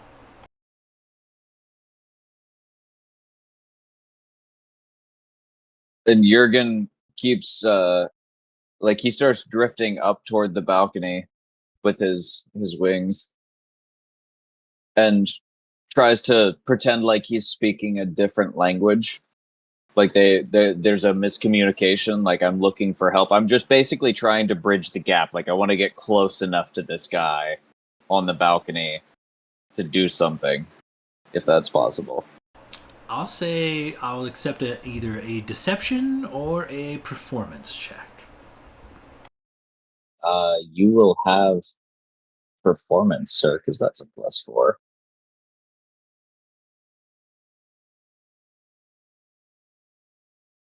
How's a 21 land? So as you kind of get closer, he pulls out a crossbow, knocks it, cocks it, and points it at you. He's like, "I don't know fucking what you're saying, but maybe you understand this." And he points it right at you. And then he points with one finger to you. He's like, "You, fuck off." And he points out towards the city. He's like, "You come any closer, and we're gonna have problems." But you do manage to close the gap.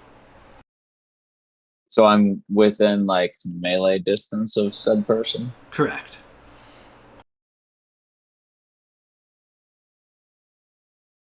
I mean, my name is Jurgen von Rassel. I'm gonna try to wrestle him.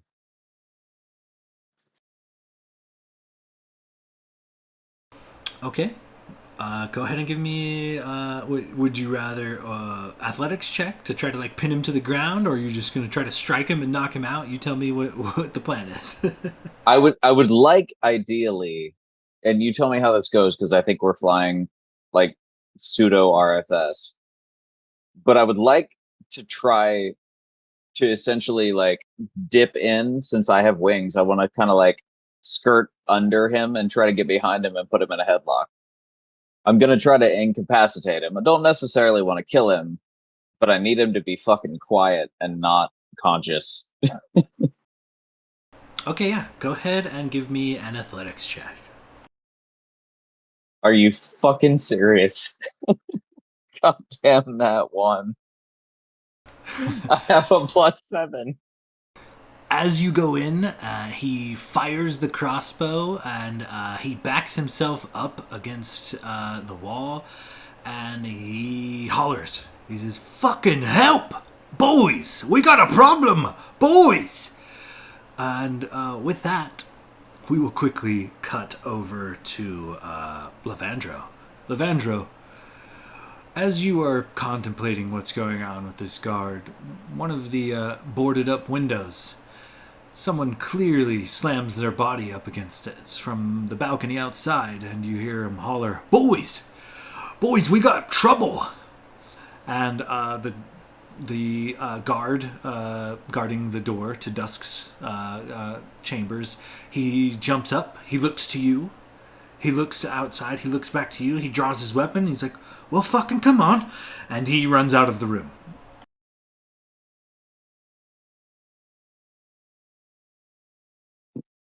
So if he runs out, that door's clear. Correct. The door is clear at the moment.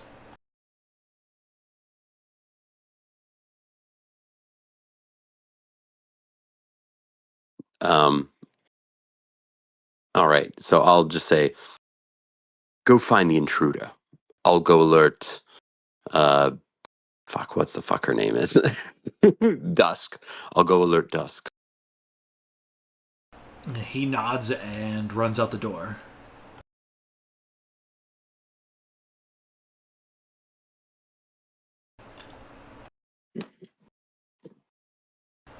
With that, I will say we have a couple of situations going on.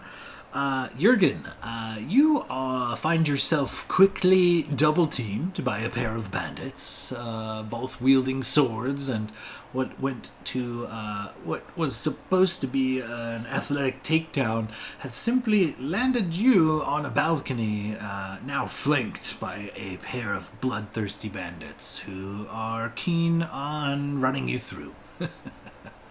But Sir Bon, this is all happening roughly 10 feet above your head. You are very aware of the sound of the alert. In fact, you see at this guard's alert, a couple of lights seem to pop on in the other building. People are stirring and likely coming to the aid of their ally. What do you do in this moment? Am I able to see Jurgen? I would, let's call it a DC 10 perception check. 17 on the die. You can see Jurgen, yes. Seeing him, Serban is going to, in a mockingly voice, be like, "Oh, look at me. I got a headband and a pencil light. I'm so smart now." And he pulls out dish looking thing, sort of looks like the bag of holding, but it's not. And going to cast Vortex Warp on Jorgen, which I magically twist space around another creature I can see within range. The target must succeed on a Constitution saving throw or can choose to fail, or the target is teleported to an unoccupied space of my choice that I can see within range. Must be on a surface or in a liquid that can support the target without the target having to squeeze. So I'm going to drop him down right next to me. Excellent. And with some twisting, warping magic, the pixie, fairy, I forget what race exactly is, poof, is Jurgen gone. is fairy. Come on.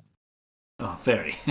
There we go. You cannot tell the difference between fairy and pixie. What is wrong with you?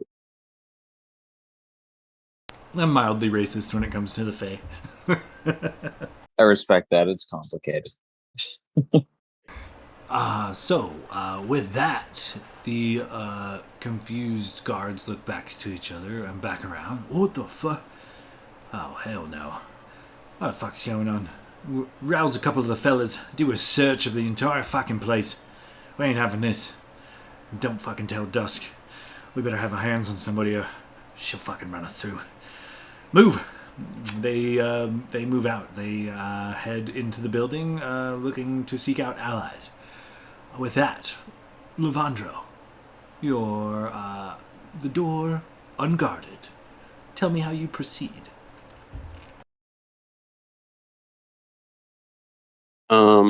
I'm going to approach the door, but where it's kind of like, I don't know, it seems kind of a little sketchy. I might maybe just try to see if there's like any, like, as I'm opening it, maybe like see if there's like a trap or something, just like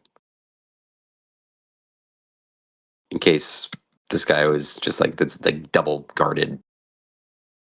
Go ahead and give me an investigation check.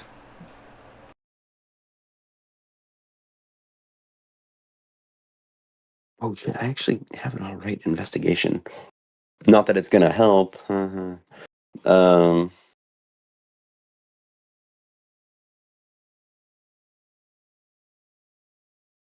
15. The door does not appear trapped, but it is locked. Can I try my key to see if it works? You try the key, and the lock clicks open. I will open the door and see what is before me. Okay, so you open the door and peek inside. This circular room contains a canopied bed with a leather trunk at the foot of it and a fireplace. Wooden staircases hug the walls, one leading up, the other leading down.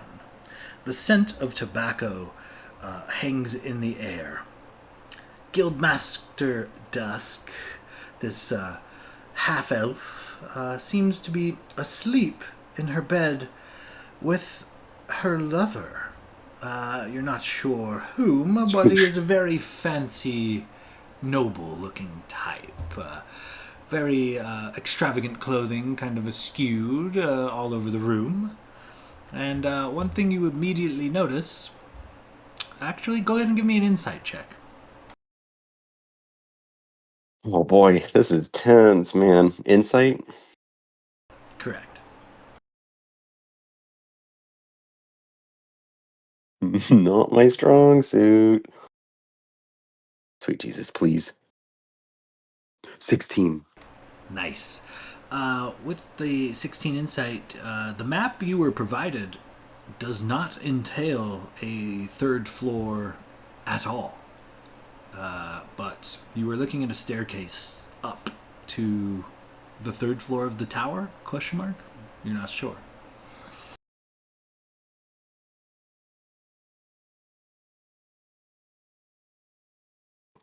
All right. So they're asleep.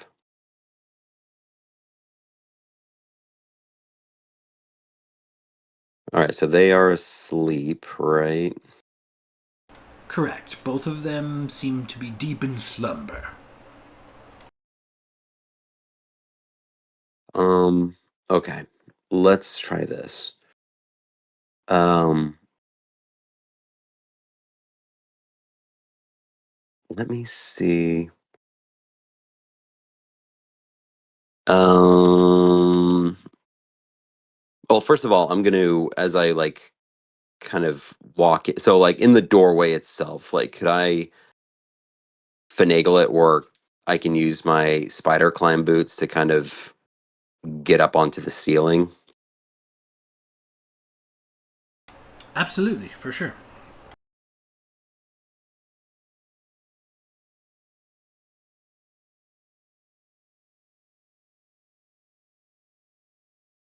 If you are going to enter the room and move about, I will require a stealth check, though.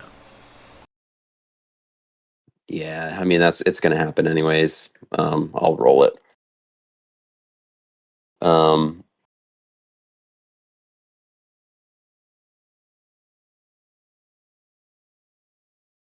natural 20 on that, boy. Oh, hell yeah. You are like one with the shadows and as silent as a whisper. And you enter this room. Tell me kind of how you proceed. Um, I guess I'm going to um make my way towards that very quietly as I can to the that third floor because I feel like that's I don't know if I don't remember it on the map like I mean there's got to be something good up there, right? Like it's almost like nobody really knew about it. Um, so I think I'm going to make my way that direction. I'm gonna like, can I just like peer around to see if I do see that portrait anywhere? I'd feel dumb. I feel like I would see it, but Go ahead and give me a perception check as you make your way up to the third floor.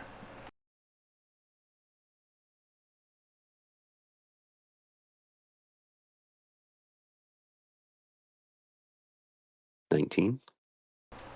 You do not spot any paintings in this room.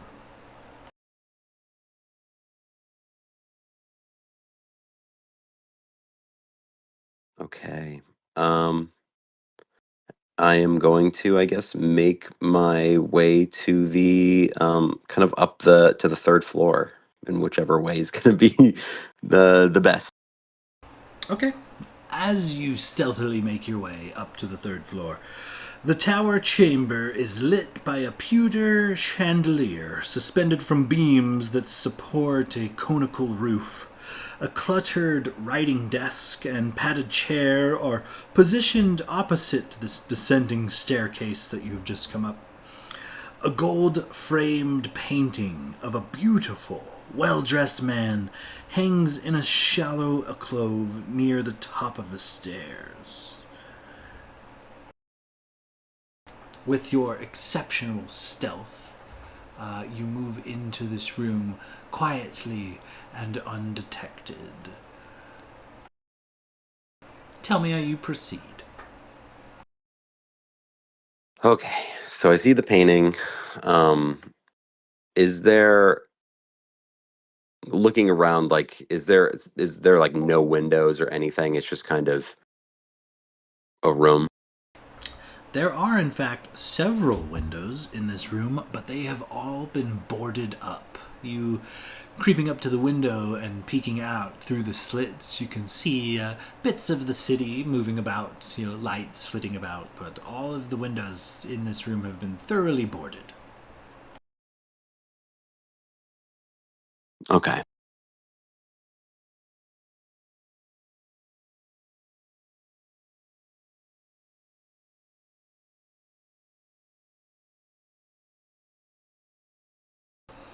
Ah, Elix. Welcome. Echoes from the painting.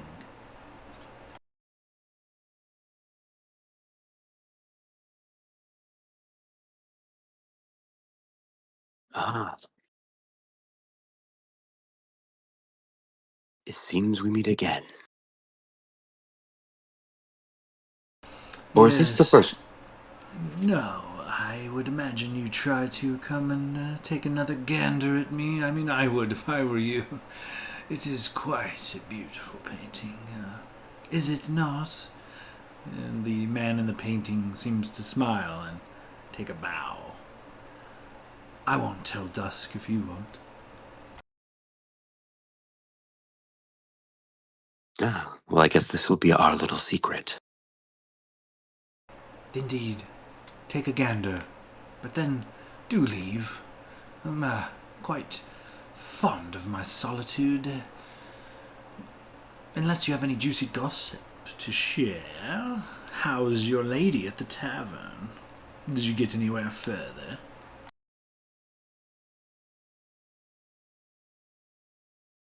A little further than normal, if you could say. Oh, And I'll do translate. tell. The man in the painting shifts and sits and sets eyes upon you. Well, you see, she, I think, is going to fancy me a little bit. She was showing me a place where she might get a tattoo, and it's not a place that is obvious.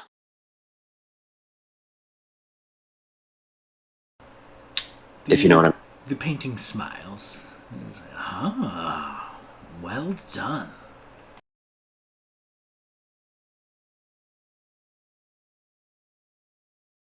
It wasn't too bad. I would say a good night. I feel like we are finally getting to be on the same page.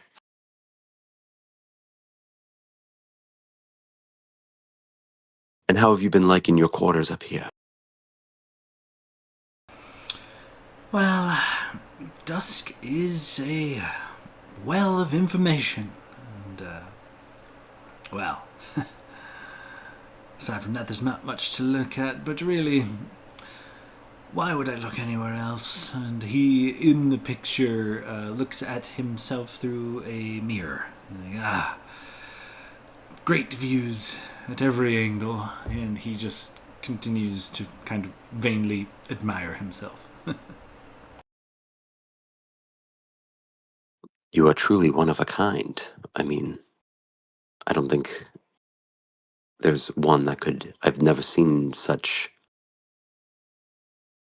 like, fantastic visual in any sort of image. I couldn't agree more. I see why Dusk keeps you around. I had no idea you were such an avid art connoisseur.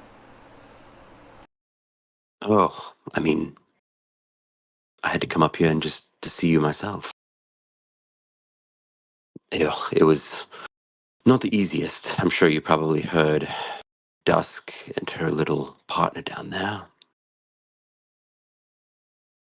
Oh, yes, quite often.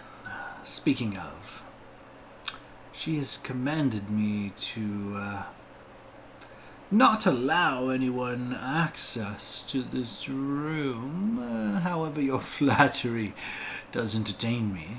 So, gawk for but a second longer at my magnificence, but do take your peasantness elsewhere. Ah, oh yes. Yes, I must make my way out. Um, I must ask you before we leave, though, how much have you traveled? Across the realms and oceans of time, I have forgotten more about this world than you will ever know.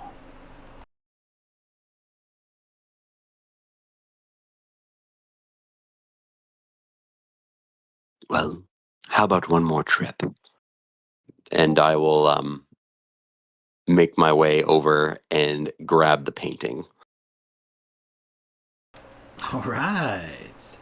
As you wrest the painting from the wall, two things happen. One, the Constantori in the picture proclaims, "Oh, a double cross, you dirty dog." And he casts the magic missile spell upon you. Several beams of energy shoot from this painting and crash into you hard. You take a whopping 10 points of bludgeoning damage. And as you wrest the painting from a clove in the wall, several canisters of poison gas, a trap, all filling the room. Go ahead and give me a Constitution saving throw.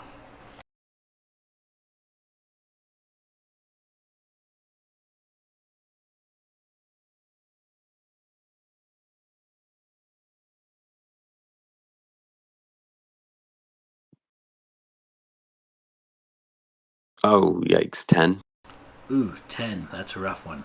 You take a total of 36 poison damage. Oh, yeah, I'm unconscious. Oh, no.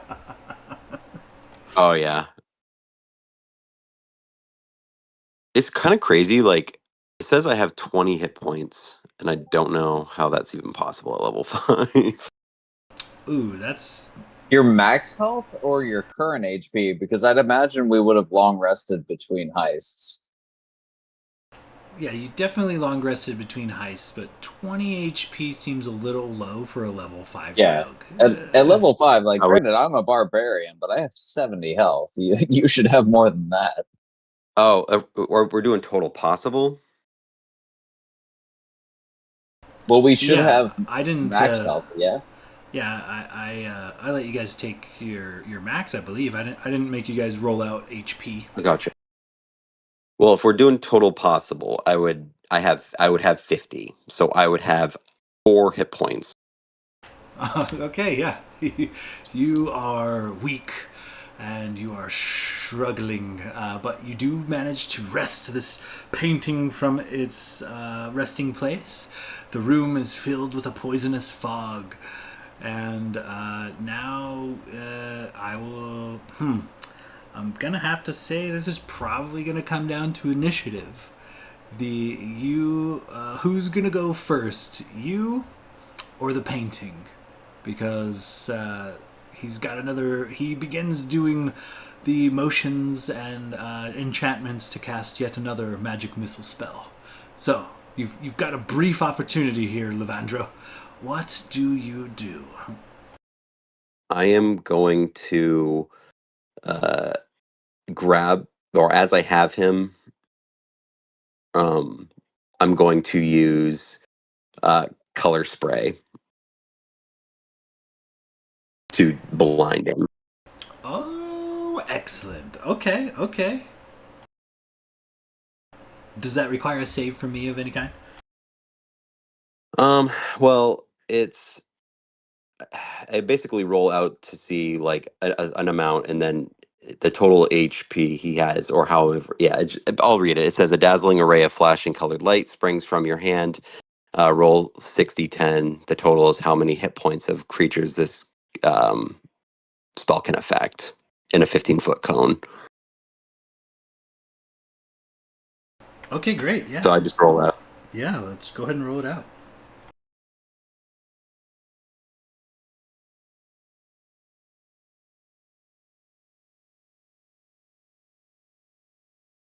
So 34 HP.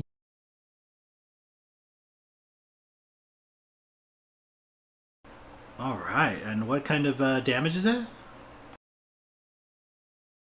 I don't think it's damage. I think it literally just blinds him. If his HP is less than that. It is. He's got a whopping 20 HP. You successfully blind your this painting, and he screams out in rage, "My eyes! How dare you! I will no longer be able to look upon the most beautiful man to ever exist! Me! Help! Help!" He begins calling out, echoing throughout the chambers. What do you do from here? I guess I'm going to just make my way to the closest window, one that's boarded up. And do I have any other spells I can use just to fucking do something? Uh, what did I use? Oh, Wait a second. I might have something. I just got to read the language. No worries, no worries.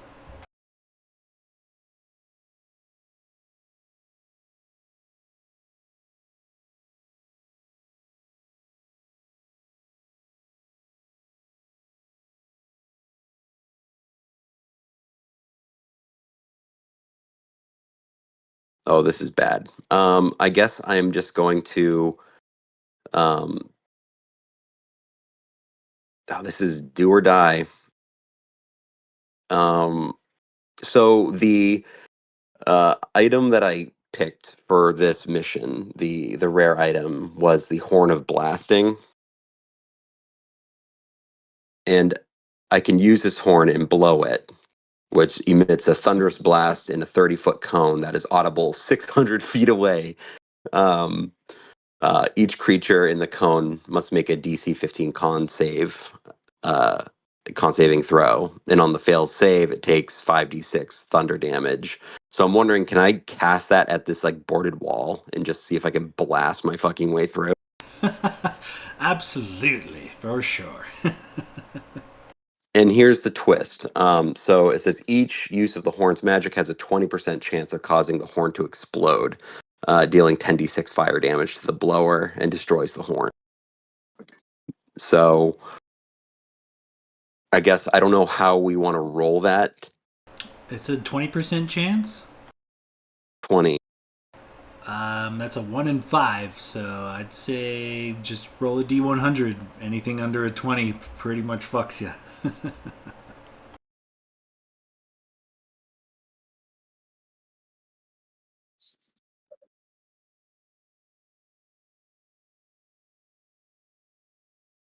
Dude, this is the fucking end of Lavendro.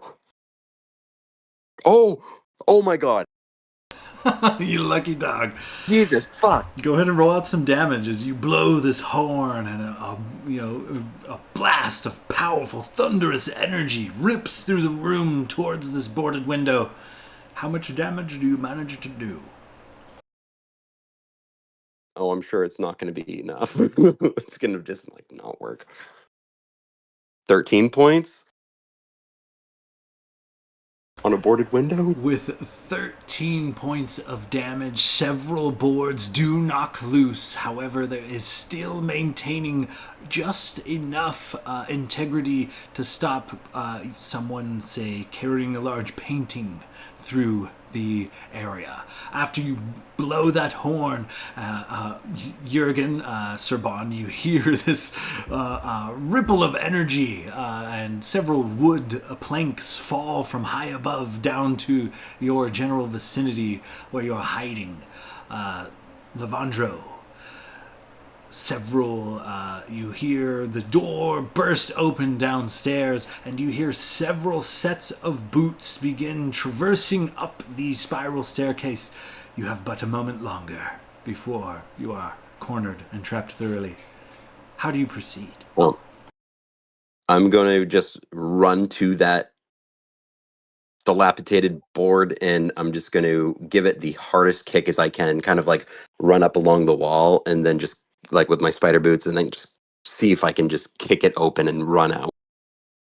Okay, you run towards these boards and hurl yourself up against them. Go ahead and give me an athletics check. Oh, you know what? No. Yes. I'm going to just fucking jump it. You're gonna jump I out don't of it? fucking care. Okay. If you're gonna heave yourself against the final 2 hit points of this thing, I'll let you make an athletics check with advantage to break through the remaining boards. I think athletics is a flat roll for me. Athletics. Oh, okay. Okay. Yes.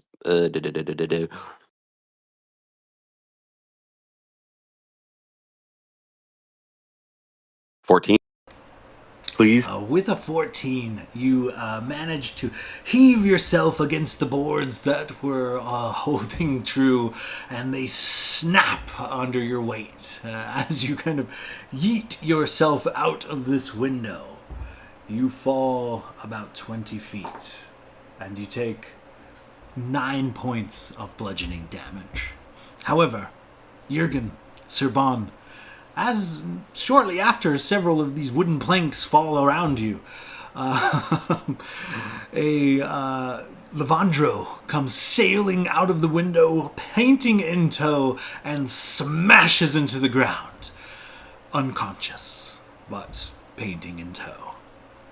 The loud noise has not only woken up many members of the Thieves Guild, but also several people in nearby buildings. Lights begin to flick on, and high alert is sounded. Thieves and bandits begin to search the rooms, and as they kind of look out from high upon their tower down towards Levandro's crumpled and unconscious body, it is now your guys' turn. How do you proceed? Your friend just yeeted himself out of the window with the MacGuffin. Tell me how you guys move. If I may, I think I might have a way out of this. So Jurgen sees Levendro come flying out of one of the windows because he failed to clear the balcony. And then he splats on the ground. And he just looks at this bugbear, and he looks back at Serban, and he goes, "It is probably best that we leave now." And he reaches into his loincloth and pulls out, magically, this censer that was delivered by Mira. And he begins kind of swinging it, and it begins smoking as he drifts over toward Levendro's body. And Jurgen, in his tiny but muscly fairy body, picks up Levendro and uses the censer and kind of tosses it right where Levendro was and summons an air elemental.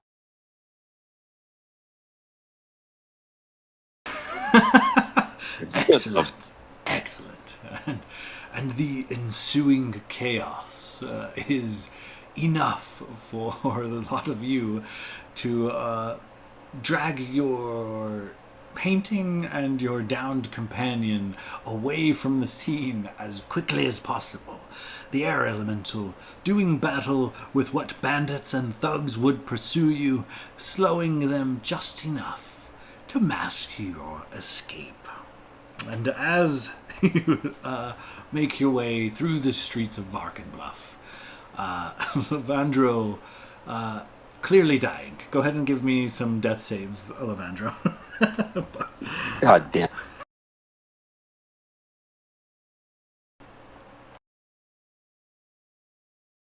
So is that I don't do death saves often. Is that just 3 straight d20s?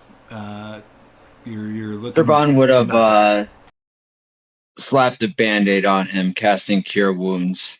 Okay, scratch the death saves. If Serban is willing to burn a spell slot to restore you a bit, particularly to consciousness, you're beaten up and you have a bit of a limp, but a lot of you make it away safely with the painting in tow. You return, though be it laboriously, back to this old decrepit barn that is surrounded by dead corn, and sitting there awaiting your arrival once again is this what was her name? I forgot. Sorry, I'll have to look up.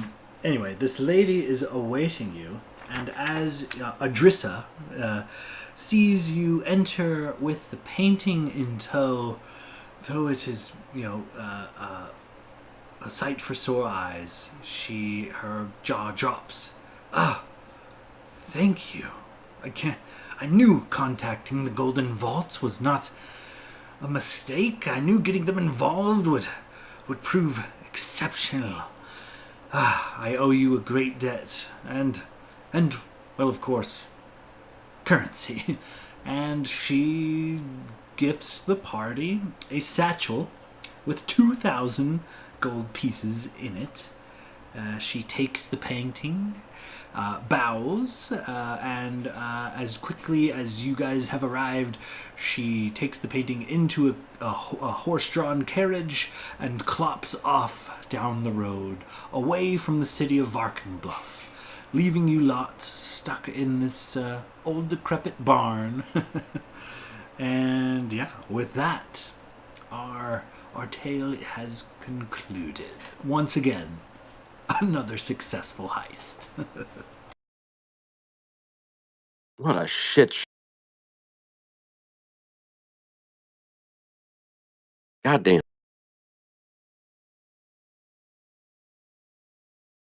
I can't believe that actually worked. I swear to God, the whole reason I took that, I was like, I need some getaway plan. And then I saw all the elemental options, and I was like, fuck, if I cast something fire, Sean will burn the place down. If I cast something earth, the building will fucking collapse. If I cast something water, I don't even want to know. And I was like, air, that's enough. Just a distraction. That's all we need.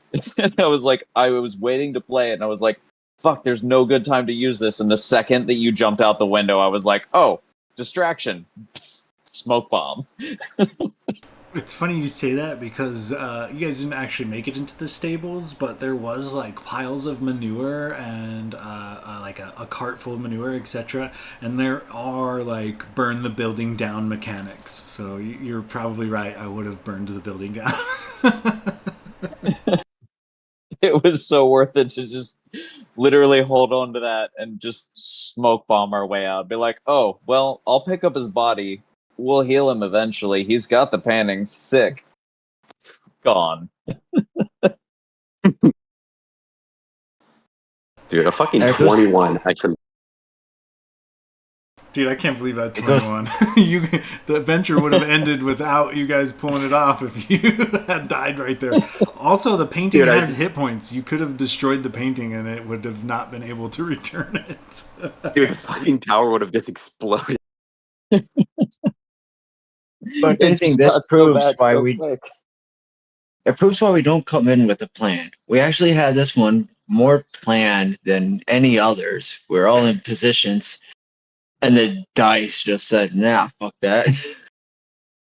God, dude, seriously, it should have been so easy for me. Like, Jurgen is stacked. It should have been so easy to just take out the dude that was hanging out on the balcony, and it would have been an easy escape. And instead, all hell broke loose. I just can't fucking roll well when it actually matters. I roll super well on like knowledge checks. It's Like the a- headband of my- intellect. My rolls kept getting like super fucked. And then, but like when it came to like the hypercritical rolls, it would be like just barely pass. And it was like average, just being like, you're my bitch. Just remember that. Well, the Order of the Golden Compass continues. Our next heist, should we go for it, will be actually at level 6. So go ahead and upgrade that. Also, once again, another successful heist for the Golden Vault, another reward. And this one is also a rare item of your choosing. So go ahead and pick through those in case we do some more heists in the future. Awesome. I can only hope we do. I really enjoy these heists. Yeah, these are great. It helps if it doesn't run till like 1 in the morning, you know. I tried to speed things along here and there. I like that they've adapted because they do tend to run long. Because the planning phase is always just so much, and then we just have to see how it plays out. So The planning phase is always the the good adjustments part. are appreciated, and it felt smooth. Yeah, I thought I ran pretty smooth. I liked it for sure. We spent as much time in the tavern, more time in the tavern planning than we actually did executing. Now, was there some like shit in that tower that really would have fucked my shit up if I just like taken the wrong door? If you woke that lady up, you were fucked because she is a high level assassin, and 1-on-1, you did not stand a chance. You were absolutely gonna die. We're talking sneak attack plus poison damage. Like, Yeah, she's doing probably like 55 points of damage per round, and you're the only target. So you probably wouldn't have danced for long. Yeah, between her and her little boy toy, I would have been fucked, man. Oh, he's a huge and total bitch, but his presence allows her to proc sneak attack, so yeah. Son of a bitch. That's why she keeps him around. Oh, yeah, and yeah, not going to the basement, huge save. God, the basement's a fucking labyrinth of traps and shit. Like, oh, I tried to steer you guys away from the basement because, oh man, that was a lot of labyrinthian nonsense there. Also, Elix was a bit of a badass. I'm glad if you had actually come to blows with him, that would have been another fight. You know, we're talking about a guy that's 150 hit points. He would have gave you guys a run for your money at the tavern before you ever even made it to the guild. Yeah, we looked into this one. Seems to be that way sometimes. All right, fellas, I'm gonna take off. I got a couple things I need to do, but keep in touch, man. We'll do this crazy thing again soon. All right, have a good night. Sounds All right, good. boys. Thanks for the heist, buddy. Yeah, Always a thanks for the blast. heist. It was